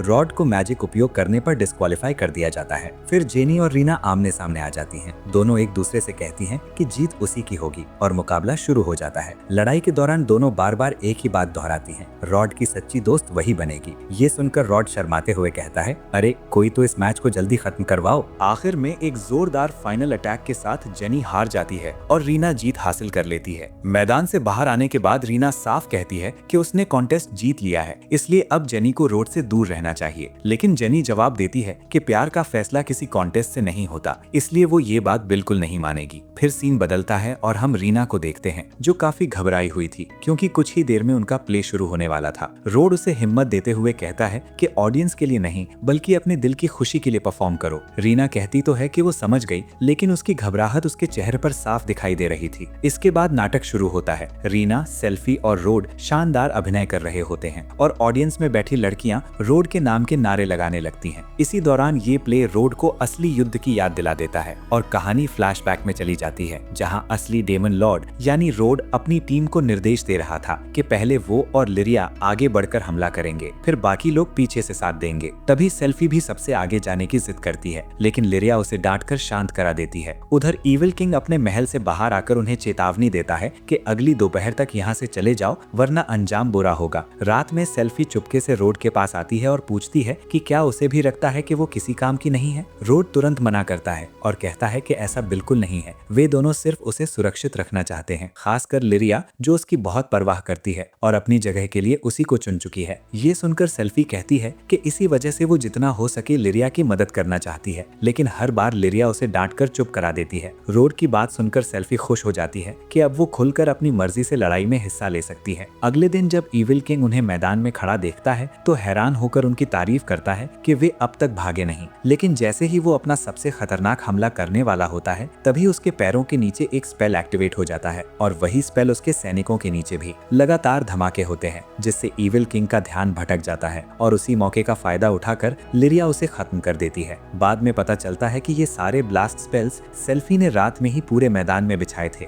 ये सुनकर रोड खुश होता है और उसकी तारीफ करता है, लेकिन जब वो पूछता है कि स्पेल्स कहाँ लगाए थे तो सेल्फी कहती है कि उसे याद नहीं। ये सुनकर रोड गुस्सा हो जाता है, क्योंकि अब अपनी ही टीम के लिए मैदान से सुरक्षित निकलना मुश्किल हो गया था। इसी अफरा तफरी में टीम को भी चोट लगती है और गुस्से में रोड सेल्फी को जोरदार मुक्का मार देता है। सीन कट होता है, सेल्फी रो रही होती है, दोनों के बीच बहस शुरू हो जाती है, लेकिन तभी लिरिया बीच में आकर उन्हें शांत कराती है। वो सेल्फी को दिलासा देती है कि आज की जीत उसी की वजह से मिली है, इसलिए झगड़ा छोड़कर इस जीत का जश्न मनाना चाहिए। इसके बाद कहानी फिर प्रेजेंट टाइम में लौटती है, जहाँ प्ले खत्म हो चुका है और ऑडियंस ने उसे खूब पसंद किया है। तभी सेल्फी भीड़ में किसी को जाते हुए देखती है। उसे लगता है कि वो लिरिया है। वो तुरंत उसके पीछे भागती है और आवाज लगाती है, लेकिन वो लिरिया नहीं, कोई और लड़की होती है। ये देखकर सेल्फी उदास हो जाती है, क्योंकि उसे अपनी बहन की याद सताने लगती है। और तभी एक रहस्यमय आदमी वहाँ आता है। यहीं पर सीन खत्म होता है और कहानी अगले बड़े ट्विस्ट की ओर बढ़ने लगती है। अब आगे की सीन में हम देखते हैं कि जेनी और रॉड सेल्फी का इंतजार कर रहे होते हैं। उसी दौरान जेनी रॉड से कहती है कि उसे लगता है सेल्फी अब उसे पसंद करने लगी है। प्ले के बाद से ही उसका व्यवहार काफी अजीब हो गया है और शायद आज वो उसे प्रपोज भी कर दे। ये सुनकर रॉड तुरंत इनकार कर देता है। तभी सेल्फी वहाँ पहुँचती है और कहती है कि आज का मुकाबला वही जीतेगी, और उसके बाद रॉड उसे बड़े पेड़ के पास आकर मिले। सेल्फी के जाते ही जेनी फिर से रॉड को छेड़ते हुए कहती है, देखा, मैंने पहले ही कहा था कि वो तुम्हें प्रपोज करने वाली है। इसके बाद फाइनल मैच सेल्फी और रीना के बीच शुरू होता है। रीना रीना पूरे आत्मविश्वास से कहती है कि वो हार नहीं मानेगी, लेकिन जैसे ही मुकाबला शुरू होता है, सेल्फी बिजली की तेजी से हमला कर रीना को तुरंत नॉकआउट कर देती है। ये देखकर रॉड को भी कुछ अजीब महसूस होता है, क्योंकि सेल्फी का व्यवहार सामान्य नहीं लग रहा था। फिर सीन बदलता है और हम सेल्फी को बड़े पेड़ के पास होली स्वॉर्ड के साथ रॉड का इंतजार करते हुए देखते हैं। दूसरी तरफ जेनी और रीना झाड़ियों में छिपकर ये सब देख रही होती हैं। तभी रॉड भी वहां पहुंच जाता है। यहाँ एक बड़ा रहस्य खलता है। उस विशाल पेड़ के अंदर स्वॉर्ड किंग ने होली स्वॉर्ड की आत्मा को कैद कर रखा था, जिसे सेल्फी ये कहते हुए सक्रिय कर देती है कि आज वो रॉड को खत्म करके ही रहेगी। रॉड समझ जाता है कि प्रतियोगिता में मिली तलवार नकली नहीं बल्कि असली थी और उसकी आत्मा अब मुक्त हो चुकी है। इसके बाद सेल्फी अपने डेमन वर्ल्ड और तलवार की स्पिरिट को समन कर रॉड पर जानलेवा हमला शुरू कर देती है, क्योंकि उसका इरादा सच में उसे मारने का होता है। लेकिन रॉड उसे नुकसान नहीं पहुंचाना चाहता, इसलिए वो उड़कर वहां से बच निकलने की कोशिश करता है। अब सेल्फी भी उड़ने में सक्षम हो चुकी थी, इसलिए वो उसका पीछा करने लगती है। ये सब देखकर रीना और जेनी समझ ही नहीं पाती कि आखिर हो क्या रहा है। वहीं दूसरी ओर एक रहस्यमयी व्यक्ति भी इस लड़ाई को देखकर बेहद खुश नजर आता है। फिर फ्लैशबैक में दिखाया जाता है कि उसी मिस्ट्री मैन ने पहले सेल्फी से बात की थी और उसे एक ऐसा विजन दिखाया था जिसमें रॉड को लीरिया का हत्यारा बताया गया था। उसी झूठे दृश्य ने सेल्फी का ब्रेन वॉश कर दिया और अब वो पूरी तरह यकीन करने लगी थी कि रॉड ने ही उसकी बहन लीरिया को मारा है। गुस्से और नफरत से भरी सेल्फी पूरी ताकत से रॉड पर हमला करती है और उसे गंभीर रूप से घायल कर देती है, जिससे रॉड नीचे गिर जाता है। उसे लगता है कि उसने रॉड को खत्म कर दिया है, लेकिन चारों तरफ सन्नाटा छा जाने के बाद उसे महसूस होता है कि अब इस दुनिया में उसके लिए कुछ नहीं बचा। इसलिए वो डेमन वर्ल्ड की शक्ति से पूरी दुनिया को नष्ट करने का फैसला कर लेती है। तभी रीना उसे रोकने के लिए आगे आती है। हमें उम्मीद होती है कि शायद सेल्फी उसकी बात मान ले, क्योंकि वो रीना को अपनी बहन लीरिया जैसा मानती थी। लेकिन सेल्फी उसकी एक भी नहीं सुनती और उस पर हमला कर देती है। रीना प्रोटेक्शन वॉल बनाकर खुद को बचा लेती है और जेनी भी सेल्फी पर मैजिक से वार करती है, लेकिन सेल्फी उस हमले से बच जाती है और जेनी को जोरदार लात मारकर दूर फेंक देती है। ये देखकर रीना सख्त लहजे में कहती है कि उसे ठीक से पेश आना चाहिए, वरना वो भी उस पर हाथ उठाने से पीछे नहीं हटेगी। लेकिन सेल्फी को इससे कोई फर्क नहीं पड़ता। वो साफ कह देती है कि अब वो रीना को भी खत्म कर देगी। इससे पहले कि वो हमला करती, रॉड दोबारा डेमन लॉर्ड के रूप में सामने आ जाता है और उसे रोक देता है। रॉड को उस रूप में देखकर सेल्फी का गुस्सा चरम पर पहुंच जाता है और वो अपनी दोनों तलवारों से उस पर टूट पड़ती है। रॉड तुरंत समझ जाता है कि उसका मैजिक कैंसलेशन स्पेल सेल्फी पर असर नहीं कर रहा, इसलिए वो तय करता है कि अब उसे अपनी तलवार से ही सबक सिखाना होगा। दोनों आमने सामने भिड़ने ही वाले होते हैं कि तभी अचानक एक आवाज गूंजती है। ये लीरिया की आवाज होती है। आवाज सुनते ही रॉड और सेल्फी दोनों रुक जाते हैं। उसी पल एक रहस्यमयी आदमी एंट्री करता है और आते ही सेल्फी को दूर जा फेंकता है। उसके हाथों से दोनों तलवारें गिर पड़ती हैं। असल में वो मिस्ट्री मैन रीना की बलि देकर लीरिया को दोबारा जीवित करना चाहता था, लेकिन सेल्फी ने रीना को नहीं मारा। ये सच सामने आते ही रॉड समझ जाता है कि सेल्फी का ब्रेन वॉश इसी मिस्ट्री मैन ने किया था। मिस्ट्री मैन कहता है कि अगर उसे रीना तक पहुंचना है तो पहले उसे रॉड को खत्म करना होगा। वो होली स्वॉर्ड और डेमन स्वॉर्ड लेकर रॉड पर हमला करता है, लेकिन उसकी चाल काफी धीमी होती है। रॉड पलटवार करते हुए उसका वही हाथ काट देता है जिसमें होली स्वॉर्ड थी। ये देखकर मिस्ट्री मैन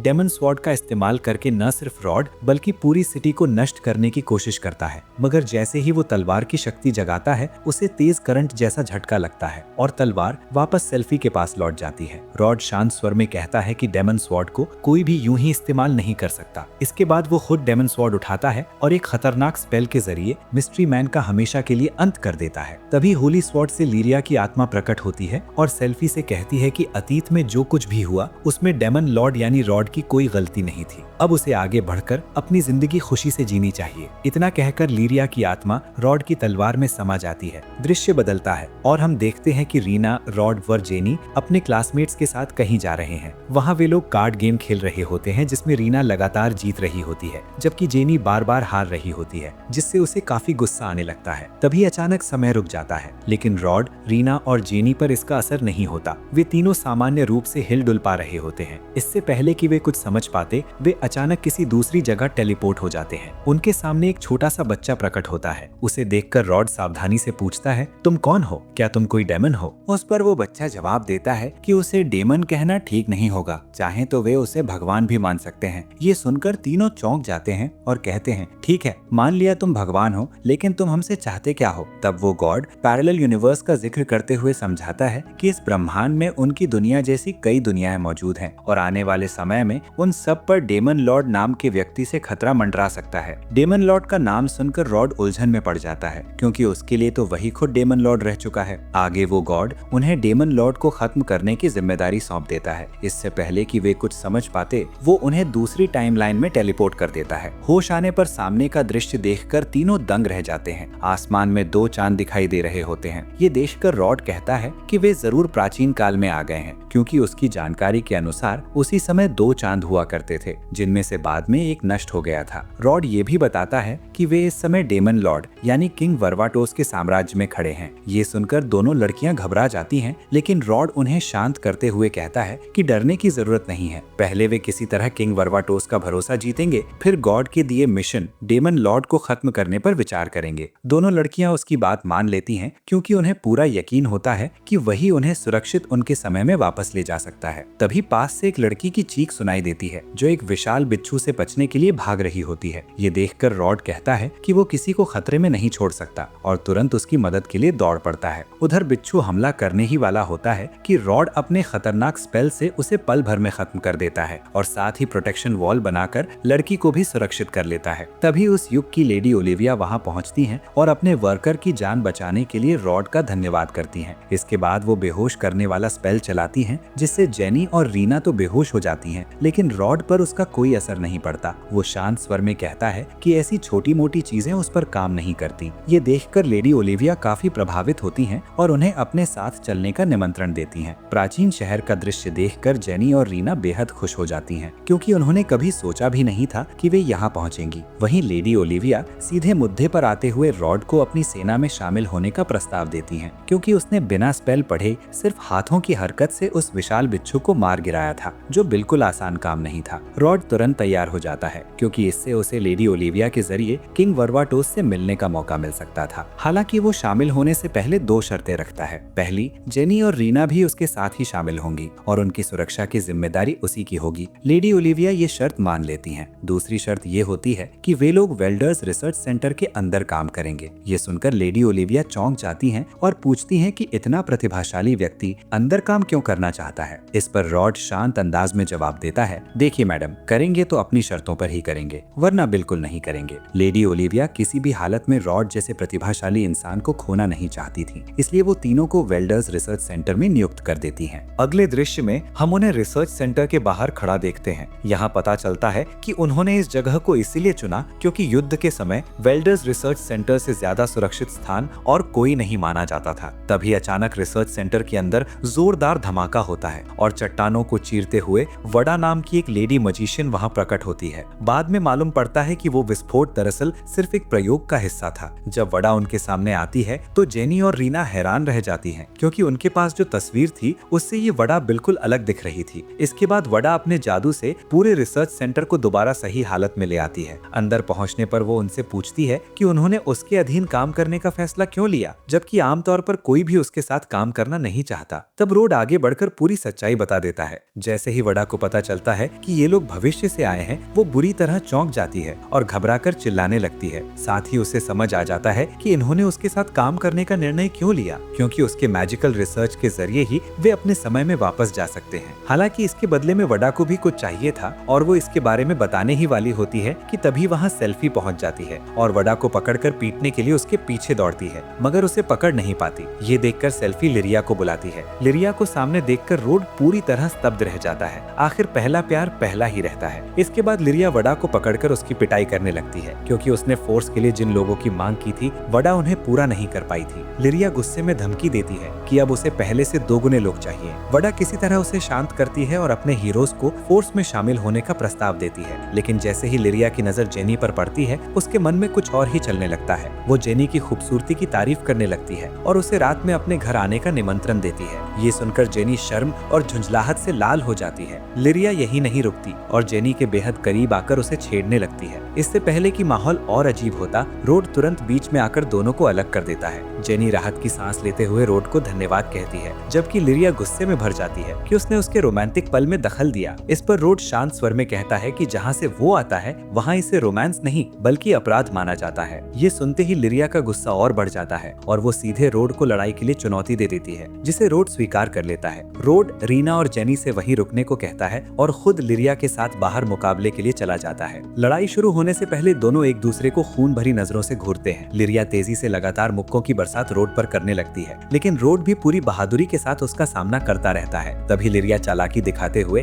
जमीन की धूल उठाकर रोड की आंखों में झोंक देती है और उसी पल उसके पेट पर जोरदार मुक्का मारती है। इस वार से रोड के मुंह से खून निकल पड़ता है और वो दूर सामने की पहाड़ी से जा टकराता है। लेकिन रोड हार मानने वालों में से नहीं था। वो अपनी पूरी ताकत जुटाकर लिरिया पर पलटवार करता है, मगर लिरिया बच निकलती है और उल्टा उसे एक और पंच जड़ देती है। जवाब में रोड उसके चेहरे पर जबरदस्त लात मारता है। इसके बाद दोनों एक साथ एक दूसरे के चेहरे पर मुक्के मारते हैं, जिससे दोनों की हालत खराब हो जाती है। फिर भी कोई रुकने को तैयार नहीं होता। देखते ही देखते दोपहर से शाम हो जाती है। अब दोनों बेहद थक चुके होते हैं और जमीन पर लेटे हुए सांस ले रहे होते हैं। ऐसे में लिरिया कहती है कि रॉड के अंदर जरूर कुछ खास बात है। वहीं रॉड जवाब देता है कि जितना उसने सोचा था, लिरिया उससे कहीं ज्यादा कमजोर हो चुकी है और अगर उसने और ट्रेनिंग नहीं की तो वो मारी जा सकती है। इतना कहकर रॉड वहां से उठकर जाने लगता है। तभी लिरिया उसे रोककर पूछती है कि इतनी ताकत होने के बावजूद वो वेल्डर्स रिसर्च सेंटर क्यों ज्वाइन करना चाहता है। जरूर इसके पीछे कोई खास वजह होगी। फिर भी वो उसे अपनी फोर्स में शामिल होने का प्रस्ताव देती है, क्योंकि फ्रंट लाइन पर उसके जैसे ताकतवर लोगों की जरूरत है। रॉड इस बात पर कुछ देर सोचता है, लेकिन कहता है कि पहले उसे किंग बर्बाटोस से मिलवाना होगा। लिरिया को इसमें कोई दिक्कत नहीं होती, मगर वो कहती है कि पहले रॉड को खुद राजा का भरोसा जीतना पड़ेगा, उसके बाद उसे मेरी जरूरत भी नहीं रहेगी। इतना कहकर वो प्यार से रॉड के सिर पर हाथ फेरते हुए वहाँ से चली जाती है और रॉड एक बार फिर लिरिया के प्यार में पड़ जाता है। दृश्य बदलता है और हम जेनी को नहाते हुए देखते हैं। तभी उसे परेशान करने के लिए वहाँ लिरिया आ पहुँचती है। दूसरी ओर जब रॉड किसी सोच में डूबा होता है, तभी लैटिमा नाम की एक लड़की आकर बताती है कि लिरिया ने उन्हें उनका काम खत्म होने तक यहीं रुकने को कहा है। बातचीत के दौरान ये भी पता चलता है कि लिरिया को लड़कों से ज्यादा लड़कियां पसंद हैं। लैटिमा के जाने के बाद रॉड मन ही मन सोचता है कि लिरिया उनका कितना ध्यान रख रही है। उसे अफसोस होता है कि पिछले जन्म में उसने बेवजह लिरिया को बहुत दुख पहुंचाया था। लेकिन तभी उसे जेनी की आवाज सुनाई देती है, क्योंकि लिरिया उसे काफी परेशान कर रही होती है। ये देखकर एक बार फिर लिरिया के लिए उसके मन में बने विचार बदल जाते हैं। इसके बाद अगले दृश्य में हम जेनी, रीना और रॉड को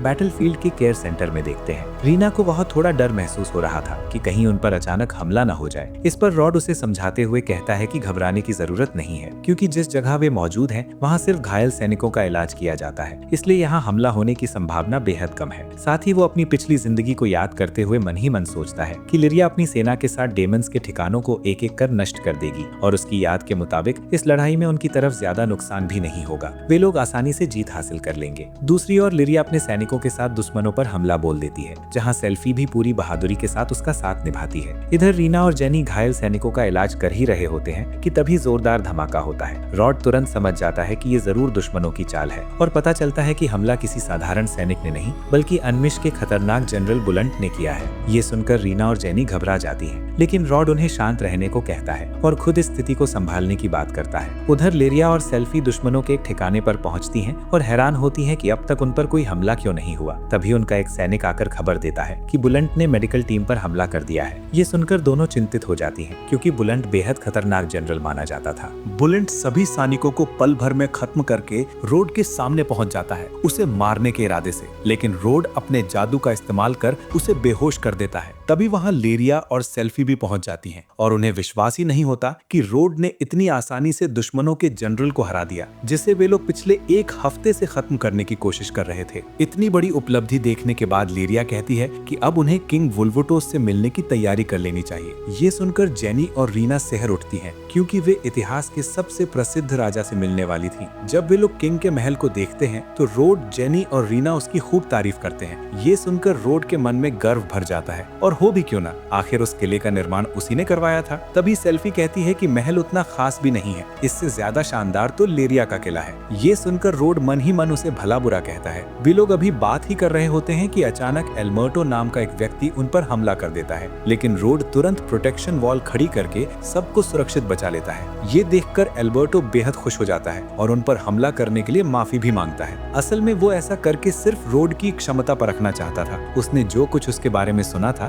वो सच है या नहीं। जब रोड उसके वार को रोक लेता है तो अल्बर्टो उसे अपनी परीक्षा में सफल मान लेता है। इसके बाद किंग वोल्वोटोस की एंट्री होती है। दूसरी ओर जेनी तो वोल्वोटोस को देखते ही बेहोश हो जाती है। फिर वोल्वोटोस सबको बातचीत के लिए एक कमरे में ले जाता है। वहाँ पहुँचते ही सारे नौकर किंग को घेर लेते हैं और अपनी अपनी सेवा देने की पेशकश करते हैं, लेकिन किंग को किसी भी तरह की सेवा की जरूरत नहीं होती। तभी दोनों लड़कियां किंग की तारीफ करते हुए उन्हें डेमन लॉर्ड कह देती हैं। ये सुनकर किंग मुस्कुराता है और डेमन लॉर्ड के बारे में सवाल करता है, मगर दोनों लड़कियां कोई जवाब नहीं दे पाती। तब रोड समझाता है कि लोग उन्हें इसी नाम से बुलाते हैं। जब वे पोर्ट पर थे तब उन्होंने ये नाम सुना था। इस पर किंग वोल्वोटोस कहता है कि उसने भी डेमन लॉर्ड के बारे में सुना है। ये सुनकर रोड हैरान रह जाता है, क्योंकि उसे नहीं पता था कि उसके समय में कोई और भी डेमन लॉर्ड के नाम से जाना जाता था। फिर जब किंग उससे पूछता है कि क्या लोग सच में उसे डेमन लॉर्ड कहकर पुकारते हैं, तो रोड और दोनों लड़कियां तुरंत माफी मांगते हुए कहते हैं कि शायद उनसे सुनने में ही कोई गलती हो गई होगी। सीन बदलता है और हम तीनों को वर्डा से बात करते हुए देखते हैं। यहाँ जेनी का मानना होता है कि किंग के अलावा भी कोई और व्यक्ति है जिसे डेमन लॉर्ड कहा जाता है। इस पर वर्डा बताती है कि संभव है उनकी इतिहास और इनकी इतिहास अलग हो। शायद वे किसी दूसरे यूनिवर्स से आए हों और इसलिए इस दुनिया में कोई दूसरा डेमन लॉर्ड मौजूद हो जिसे वे नहीं जानते। ये सुनकर रोड गहराई से सोचने लगता है और उसे एहसास होता है कि सचमुच वे किसी अलग यूनिवर्स में आ गए हैं, जहाँ डेमन लॉर्ड किंग नहीं बल्कि कोई और है। तब जेनी कहती है कि शायद उस डेमन लॉर्ड को खत्म करके वे अपने समय में वापस लौट सकते हैं। रीना सुझाव देती है कि वे किंग की मदद ले सकते हैं, क्योंकि संभव है कि वो भी डेमन लॉर्ड को हराना चाहता हो। लेकिन वर्डा उन्हें बताती है कि शायद किंग उनकी सहायता ना करे। 3 साल पहले एक रहस्यमय व्यक्ति प्रकट हुआ था और किसी को नहीं पता था कि उसका निशाना कौन है। किंग ने उसे हराने की कोशिश की, लेकिन सफल नहीं हो पाया और सबको शक है कि वही असली डेमन लॉर्ड है जिसे ये लोग खोज रहे हैं। ये सुनकर रॉड कहता है कि चाहे जो भी हो, उन्हें उस डेमन लॉर्ड को हराना ही होगा।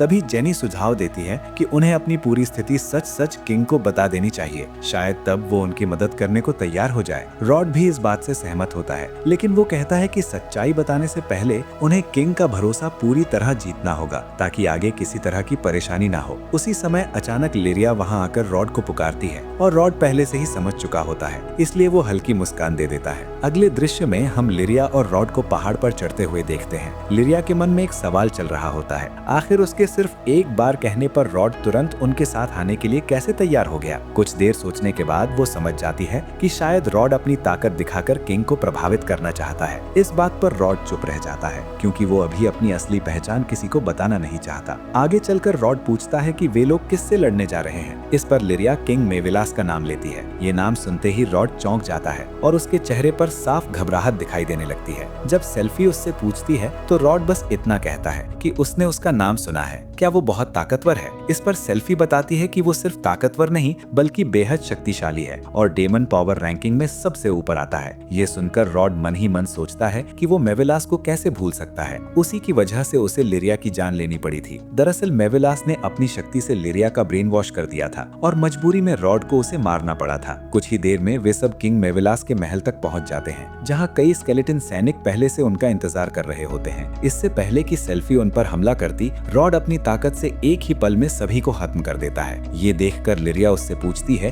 कि वो इतना गुस्से में क्यों है। रॉड मन ही मन सोचता है कि इस बार वो इतिहास खुद को दोहराने नहीं देगा। वो किसी भी कीमत पर मेविलास को खत्म करेगा, ताकि आगे चलकर लिरिया का ब्रेन वॉश न हो सके। तभी महल के अंदर से लोगों के जलने जैसी आवाजें सुनाई देती हैं। जब वे अंदर पहुंचते हैं तो नजारा देखकर दंग रह जाते हैं। किंग के सारे डेमन सैनिक आग में जल रहे होते हैं। किसी को समझ नहीं आता कि मेविलास ने अपने ही सैनिकों पर हमला क्यों किया। उसी वक्त मेविलास का कटा हुआ सिर उनके सामने आ गिरता है, जिसे देखकर सबकी आंखें फैल जाती हैं। वे कुछ समझ पाते उससे पहले ही महल के भीतर से वो व्यक्ति बाहर आता है जिसने मेविलास का सिर धड़ से अलग किया था। रॉड उससे पूछता है कि वो कौन है। जवाब में वो कहता है कि वही है जिसे वे खोज रहे थे और वो पूरी दुनिया को खत्म करने आया है। साथ ही वो किंग वोल्वोटोस के खिलाफ अपनी जंग का ऐलान भी कर देता है। लिरिया इस चुनौती को स्वीकार कर लेती है और फिर वो डेमन लॉर्ड हवा में गायब हो जाता है। दृश्य बदलता है और हम लेडी ओलिविया को किंग वोल्वोटोस तथा अन्य लोगों के साथ डेमन लॉर्ड पर चर्चा करते हुए देखते हैं। तभी दरबार के कुछ लोग कहते हैं कि रॉड, रीना और जेनी दरबार के सदस्य नहीं हैं, इसलिए उन्हें वहां मौजूद नहीं होना चाहिए। इस पर किंग वॉल्वोटोस कहते हैं कि ऐसा नहीं हो सकता क्योंकि रॉड ने उनकी बहुत मदद की है, यहाँ तक कि उसने उस जनरल को भी पकड़वाया है जिसे उनकी सेना लंबे समय से ढूंढ रही थी। इसके बाद किंग डेमन लॉर्ड की चुनौती को गंभीरता से लेने की बात करता है और कहता है कि उसके हमला करने से पहले उन्हें पूरी ताकत के साथ उस पर आक्रमण करना चाहिए, यानी वो अपने सभी जनरलों को युद्ध के मैदान में उतरने का आदेश देता है। ये सुनकर रॉड कहता है कि डेमन लॉर्ड के अनुसार वो अमर है, तो ऐसी स्थिति में वे उससे कैसे निपटेंगे। इस पर किंग कहता है कि उसे उससे जुड़ा एक गुप्त राज पता है और उसी वजह से सबसे पहले उसके महल को नष्ट करना जरूरी होगा,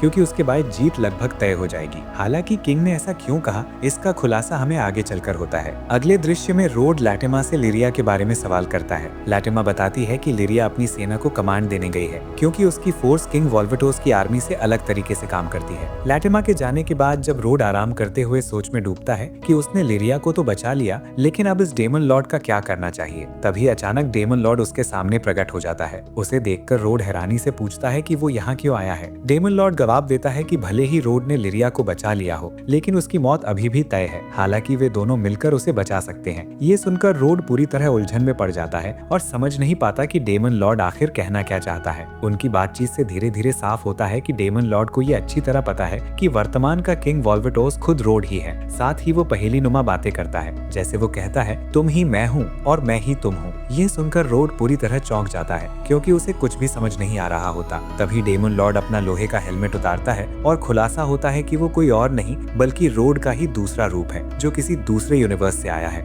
ये देखकर रोड की आंखें फटी रह जाती हैं। कुछ देर बाद वो उससे पूछता है कि वो यहाँ तक पहुँचा कैसे। डेमन लॉर्ड बताता है कि वो भी बिल्कुल उसी तरह यहाँ आया था जैसे रोड आया था, यानी गॉड ने उसे खास मिशन के साथ भेजा है। वो साफ कहता है कि उसका एकमात्र उद्देश्य लिरिया को बचाना है और उसके मुताबिक रोड भी यही चाहता है, इसलिए वो रोड को साथ आने का प्रस्ताव देता है ताकि दोनों मिलकर लिरिया को बचा सकें। इस पर रोड कहता है कि साथ आने से पहले उसे अपने 2 सवालों के जवाब चाहिए। पहला, क्या उसने इन सब बातों के बारे में किंग वॉल्वेटोस को कुछ बताया है? डेमन लॉर्ड इस पर नहीं में जवाब देता है। फिर रोड दूसरा सवाल पूछता है, उसने इसी समय के किंग वॉल्वेटोस के खिलाफ लड़ने का फैसला क्यों किया? डेमन लॉर्ड कहता है कि ये फैसला उसका खुद का नहीं है बल्कि गॉड ने उसे यहाँ इसी उद्देश्य से भेजा है। और फिर वो पूछता है क्या रोड ये नहीं जानना चाहेगा कि उसे असल में कौन सा मिशन दिया गया है? असल में गॉड ने डेमन लॉर्ड को इस दुनिया में पूरी सृष्टि का अंत करने के उद्देश्य से भेजा था। ये बात सुनकर रोड घबरा जाता है और उसके पसीने छूटने लगते हैं, मगर उसे एक चीज समझ नहीं आती, दुनिया को खत्म करना और लिरिया को बचाना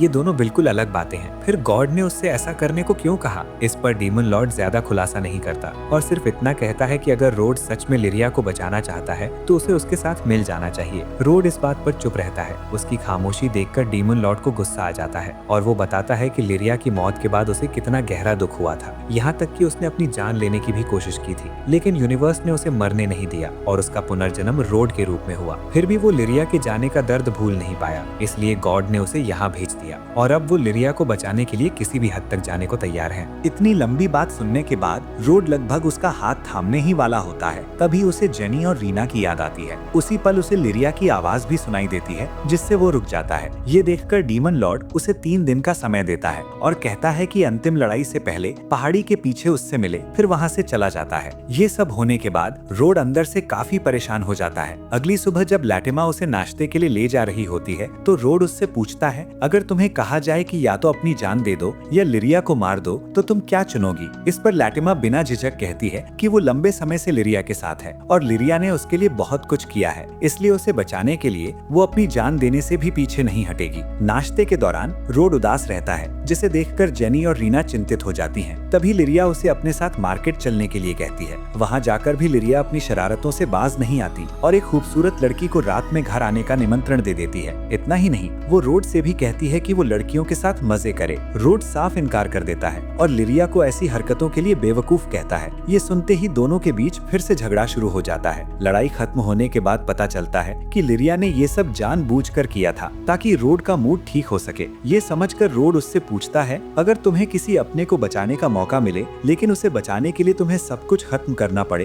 तो तुम क्या करोगी? रोड के सवाल का जवाब देने के लिए लिरिया उसे एक सुनसान और बंजर जगह पर ले जाती है, वही स्थान जहां उसने अपनी जिंदगी का सबसे बड़ा पाप किया था। तभी अचानक कई सारे डेमन स्पिरिट्स प्रकट होकर ओलिविया को चारों तरफ से घेर लेते हैं क्योंकि उसने उनके पूरे परिवार और गांव का अंत कर दिया था। ये सच सच जानकर रोड को लिरिया के लिए गहरा दुख महसूस होता है। इसके बाद लिरिया उसे बताती है कि कभी यहाँ एक खुशहाल गांव हुआ करता था जिसमें केवल डेमन रहते थे, लेकिन एक दिन उन्होंने अचानक इंसानों पर हमला कर दिया, कुछ ऐसा जो उन्होंने पहले कभी नहीं किया था। इंसानों की रक्षा के लिए उसे मजबूर होकर उन सभी को खत्म करना पड़ा और यही बात आज तक उसे अंदर से तोड़ती रहती है। जिन लोगों को उसने मारा उनमें बच्चे, बूढ़े और जवान सभी शामिल थे। इसी अपराध बोध की वजह से उसे रातों में नींद तक नहीं आती। लिरिया आगे कहती है कि उसने तय कर लिया है कि उसे किस तरह मरना है। वो लड़ते लड़ते शहीद होना चाहती है और जहाँ तक रोड के सवाल का संबंध है, वो नहीं चाहती कि उसे बचाने के लिए कोई अपना बलिदान दे। ये सुनकर रोड के पास कहने के लिए शब्द नहीं बचते। इसके बाद दोनों वापस लिरिया के घर लौट आते हैं। उन्हें साथ देखकर रीना और जेनी नाराज हो जाती हैं और शिकायत करती हैं कि उनके बिना कोई गुप्त मुलाकात हो रही थी जो बिल्कुल ठीक नहीं है। उन्हें मनाने के लिए लिरिया गोल्डन रंग के हेयर क्लिप्स गिफ्ट करती है। ये देखकर सेल्फी थोड़ी नाराज हो जाती है। तब लिरिया उसे प्यार से समझाती है कि वो तो उसकी छोटी बहन जैसी है, इसलिए उसे नाराज नहीं होना चाहिए। फिर लिरिया रोड को साथ बैठकर ड्रिंक्स लेने का निमंत्रण देती है। सीन बदलता है और अगला दृश्य डेमन्स और किंग वॉस की सेना के बीच चल रही भयंकर लड़ाई दिखाता है, जहां विशाल रोबोट्स की मदद से डेमन्स को कुचला जा रहा होता है। उसी दौरान एल्बर्टो एक बेहद शक्तिशाली स्पेल इस्तेमाल करता है जिससे उसके अपने सैनिक भी मारे जा सकते थे, लेकिन उससे पहले ही किंग हेलगेट खोलकर सभी को बचा लेता है। किंग इस चिंता में डूबा रहता है कि चाहे वो कितने भी डेमन्स को खत्म कर दे, उनकी संख्या लगातार बढ़ती जा रही है, जबकि उसके पास सैनिक सीमित हैं। दूसरी ओर जब लिरिया और सेल्फी युद्ध में लगे होते हैं, तभी लिरिया को कुछ अजीब सा एहसास होता है। वो आगे की लड़ाई संभालने के लिए सेल्फी को छोड़कर खुद वहाँ से चली जाती है। उधर रोड पहाड़ी के पीछे डेमन लॉर्ड से मिलने पहुँचता है, जहाँ वो साफ साफ कह देता है कि वो उसके साथ शामिल नहीं होगा क्योंकि उसे लिरिया की सारी योजनाओं का पता चल चुका है। ये सुनते ही डेमन लॉर्ड गुस्से से भर उठता है और तुरंत रोड पर हमला कर देता है, मगर रोड उसके वार से बचकर पलटवार करता है, लेकिन डेमन लॉर्ड अपने मैजिकल आर्मर की वजह से सुरक्षित रह जाता है। इसके बाद रोड उसे कांच जैसे गोले में कैद करने की कोशिश करता है, पर वो वहाँ से भी निकल भागता है। फिर वो रोड से पूछता है कि क्या उसे जरा भी शक नहीं हुआ कि उसने उसे यहाँ मिलने के लिए क्यों बुलाया।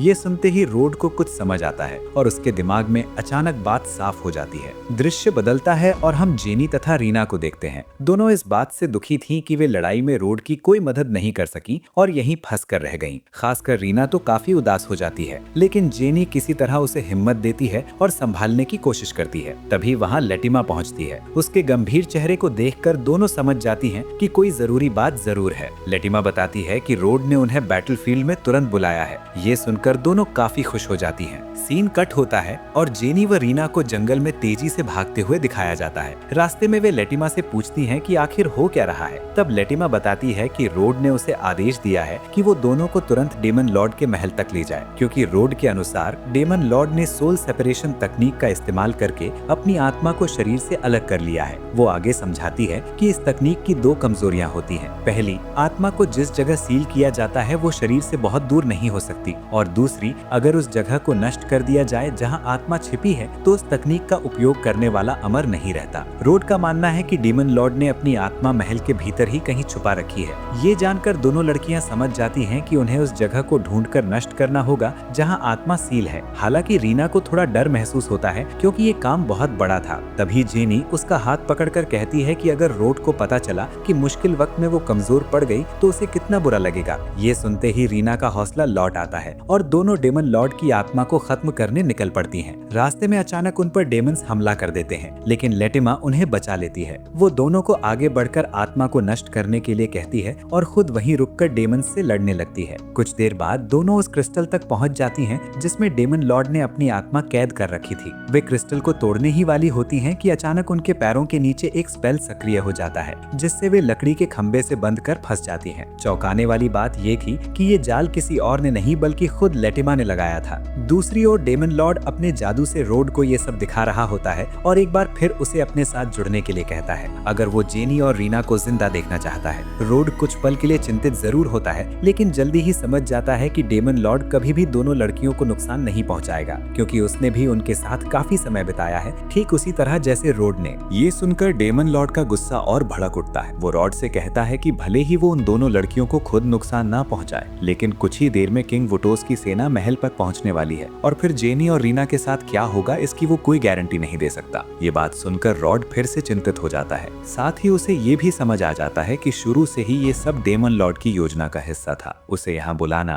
क्रिस्टल को महल में ही छोड़ देना ताकि जेनी और रीना उसे नष्ट करने आए। इस पर डेमन लॉर्ड भी हामी भरता है और एक बार फिर रॉड को अपने साथ जुड़ने का प्रस्ताव देता है, कहते हुए कि अगर वो दोनों लड़कियों को बचाना चाहता है तो उसे उसका साथ देना होगा। दूसरी ओर जेनी और रीना को पता चलता है कि लैठेमा ने डेमन लॉर्ड का साथ दे दिया है, क्योंकि वो लीरिया को बचाना चाहती थी। उसने पहले ही कहा था कि लीरिया के लिए वो कुछ भी कर सकती है, लेकिन यहाँ जेनी और रीना उससे एक कदम आगे निकल जाती हैं। वे स्पिरिट सर्कल का इस्तेमाल कर खुद को आजाद कर लेती हैं। हालांकि इससे लैठेमा पर कोई असर नहीं पड़ता। वो अपनी रक्षा के लिए कई डेमंस को बुला लेती है। रीना और जेनी उनसे लड़ने की तैयारी ही कर रही होती हैं कि तभी वहाँ लीरिया पहुँच जाती है। जब उससे पूछा जाता है कि वो यहाँ कैसे आई, तो वो बताती है कि उसने उन दोनों की लोकेशन उस हेयरपिन से ट्रैक की थी जो उसने उन्हें गिफ्ट की थी। साथ ही उसे लाठेमा की गद्दारी के बारे में भी पता चल चुका था। हालांकि लाठेमा ये सब अपने मास्टर को बचाने के लिए कर रही थी। इसके बाद लीरिया एक एक करके सभी डेमंस को खत्म कर देती है। इतना ही नहीं, वो उस क्रिस्टल को भी नष्ट कर देती है जिसमें डेमन लॉर्ड की आत्मा कैद थी। इससे डेमन लॉर्ड को गहरा झटका लगता है और वो शोक में डूब जाता है। उसी समय किंग वुटोस को भी यही झटका महसूस होता है, लेकिन ऐसा क्यों हुआ इसका खुलासा अगले सीजन में होगा। इधर डेमन लॉर्ड फिर से रॉड को अपने साथ आने के लिए कहता है, लेकिन रॉड एक बार फिर साफ इनकार कर देता है। वो उससे पूछता है क्या वो ये सब सच में सिर्फ लीरिया को बचाने के लिए कर रहा है या इसके पीछे कोई और कारण भी है। ये सुनकर डेमन लॉर्ड की आंखें फैल जाती हैं, जिससे साफ होता है कि बात सचमुच कुछ और है। रॉड तुरंत समझ जाता है कि डेमन लॉर्ड ये सब उस अपराध बोध से बचने के लिए कर रहा है जो उसे पिछले जन्म में लीरिया को मारने के बाद हुआ था। अनचाहे ही सही, डेमन लॉर्ड इस बात को मान लेता है। साथ ही वो ये भी समझ चुका होता है कि अब रॉड कभी उसका साथ नहीं देगा। इसके बाद दोनों अपने अपने डेमन लॉर्ड रूप में आ जाते हैं, क्योंकि अब होने वाली है एक जबरदस्त और खतरनाक लड़ाई। इसी संघर्ष के दौरान एक फ्लैशबैक में पता चलता है कि किंग वुटोस ने कभी डेमंस के साथ अपनी जमीन साझा करने का फैसला किया था। ये बात लीरिया को बिल्कुल पसंद नहीं आई थी, क्योंकि वो इंसानों और डेमंस का साथ रहना नहीं चाहती थी। इसी वजह से दोनों के बीच तीखी बहस हुई थी। उस बहस में किंग वुटोस कहता है कि अगर वो अपनी सेना के साथ जाकर लड़ना चाहती है तो माफ करे, वो उसके साथ नहीं होगा। ये सुनकर लीरिया उदास होकर वहाँ से चली जाती है। उसके चेहरे की उदासी देखकर किंग वुटोस को भी बुरा लगता है, लेकिन वो कुछ कर नहीं पाता। यही वही जमीन थी जहाँ लीरिया ने एक पूरे डीमन गांव का विनाश कर दिया था, जिसका जिक्र वह पहले रोड से कर चुकी थी। वर्तमान में लौटे तो रोड और डीमन लॉर्ड की भयंकर लड़ाई जारी रहती है। डीमन लॉर्ड की आंखों में पिछले जीवन की यादों का गुस्सा जल रहा होता है, क्योंकि उसने खुद लीरिया को मारा था। वो इस कदर उग्र हो चुका है कि हीरो रोड पर भी भारी पड़ने लगता है और उसे जान से मारने ही वाला होता है। तभी लीरिया तलवार के अंदर से बाहर प्रकट होती है और उसके हाथों में डीमन लॉर्ड की तलवार होती है। ये देखकर रोड समझ जाता है कि अगर वह इस तलवार को नष्ट कर देता है तो शायद डीमन लॉर्ड भी खत्म हो सकता है। इसी सोच के साथ वह तुरंत हमला कर देता है और उसका अंदाजा बिल्कुल सही साबित होता है। डीमन लॉर्ड कमजोर पड़कर घुटनों के बल गिर जाता है, लेकिन इसके बावजूद लीरिया को बचाने की उसकी चाह खत्म नहीं होती। वो एक बार फिर रोड से कहता है, उन पलों को याद करो, क्या अब भी तुम लीरिया को बचाना नहीं चाहोगे? हम देखते हैं कि पिछले जन्म में रोड ने सचमुच लीरिया के साथ खूबसूरत समय बिताया था, मगर अब वह बदल चुका है, क्योंकि वह लीरिया के फैसले का सम्मान करता है। लीरिया इस दुनिया को एक चैंपियन की तरह छोड़ना चाहती है, फिर भी डीमन लॉर्ड जिद करता है कि उसे लीरिया को हर हाल में बचाना होगा। ये सुनकर रोड उसे सीधा वार करके खत्म कर देता है। इस दुनिया से जाते जाते डीमन लॉर्ड रोड से कहता है कि तुम अपने फैसले पर जरूर पछताओगे और भविष्य में तुम्हें अपने ही हाथों से लीरिया को मारना पड़ेगा। इतना कहकर वह हवा में विलीन हो जाता है। इसके बाद रोड, रीना और जेनी भी धीरे धीरे गायब होने लगते हैं, यानी वो अपने समय में वापस लौट रहे होते हैं। तभी पता चलता है कि लीरिया को ये सब पहले से मालूम था। जाने से पहले वो दोनों लड़कियों से पूछती है, क्या भविष्य की दुनिया शांतिपूर्ण है? शुरू में वे कुछ नहीं कहती, लेकिन फिर मुस्कुराकर बताती हैं कि हाँ, भविष्य बिल्कुल वैसा ही है जैसा वह चाहती थी, डीमन से मुक्त और पूरी तरह शांत। ये सुनकर लीरिया को गहरा सुकून मिलता है। जाने से पहले वो उनसे कहती है कि उसका एक संदेश रोड तक जरूर पहुंचा दें। उधर किंग वोल्वोटुस को पता चल जाता है कि डीमन लॉर्ड हमेशा के लिए खत्म हो चुका है और वह समझ जाता है कि ये सब रोड, रीना और जेनी की वजह से हुआ है। इसके बाद वह अपनी प्रजा के सामने युद्ध समाप्त होने की घोषणा करता है, जिसे सुनकर पूरा राज्य खुशी से झूम उठता है। दूसरी ओर रोड फिर से गॉड से मिलता है और उससे पूछता है कि तुम आखिर हो क्या।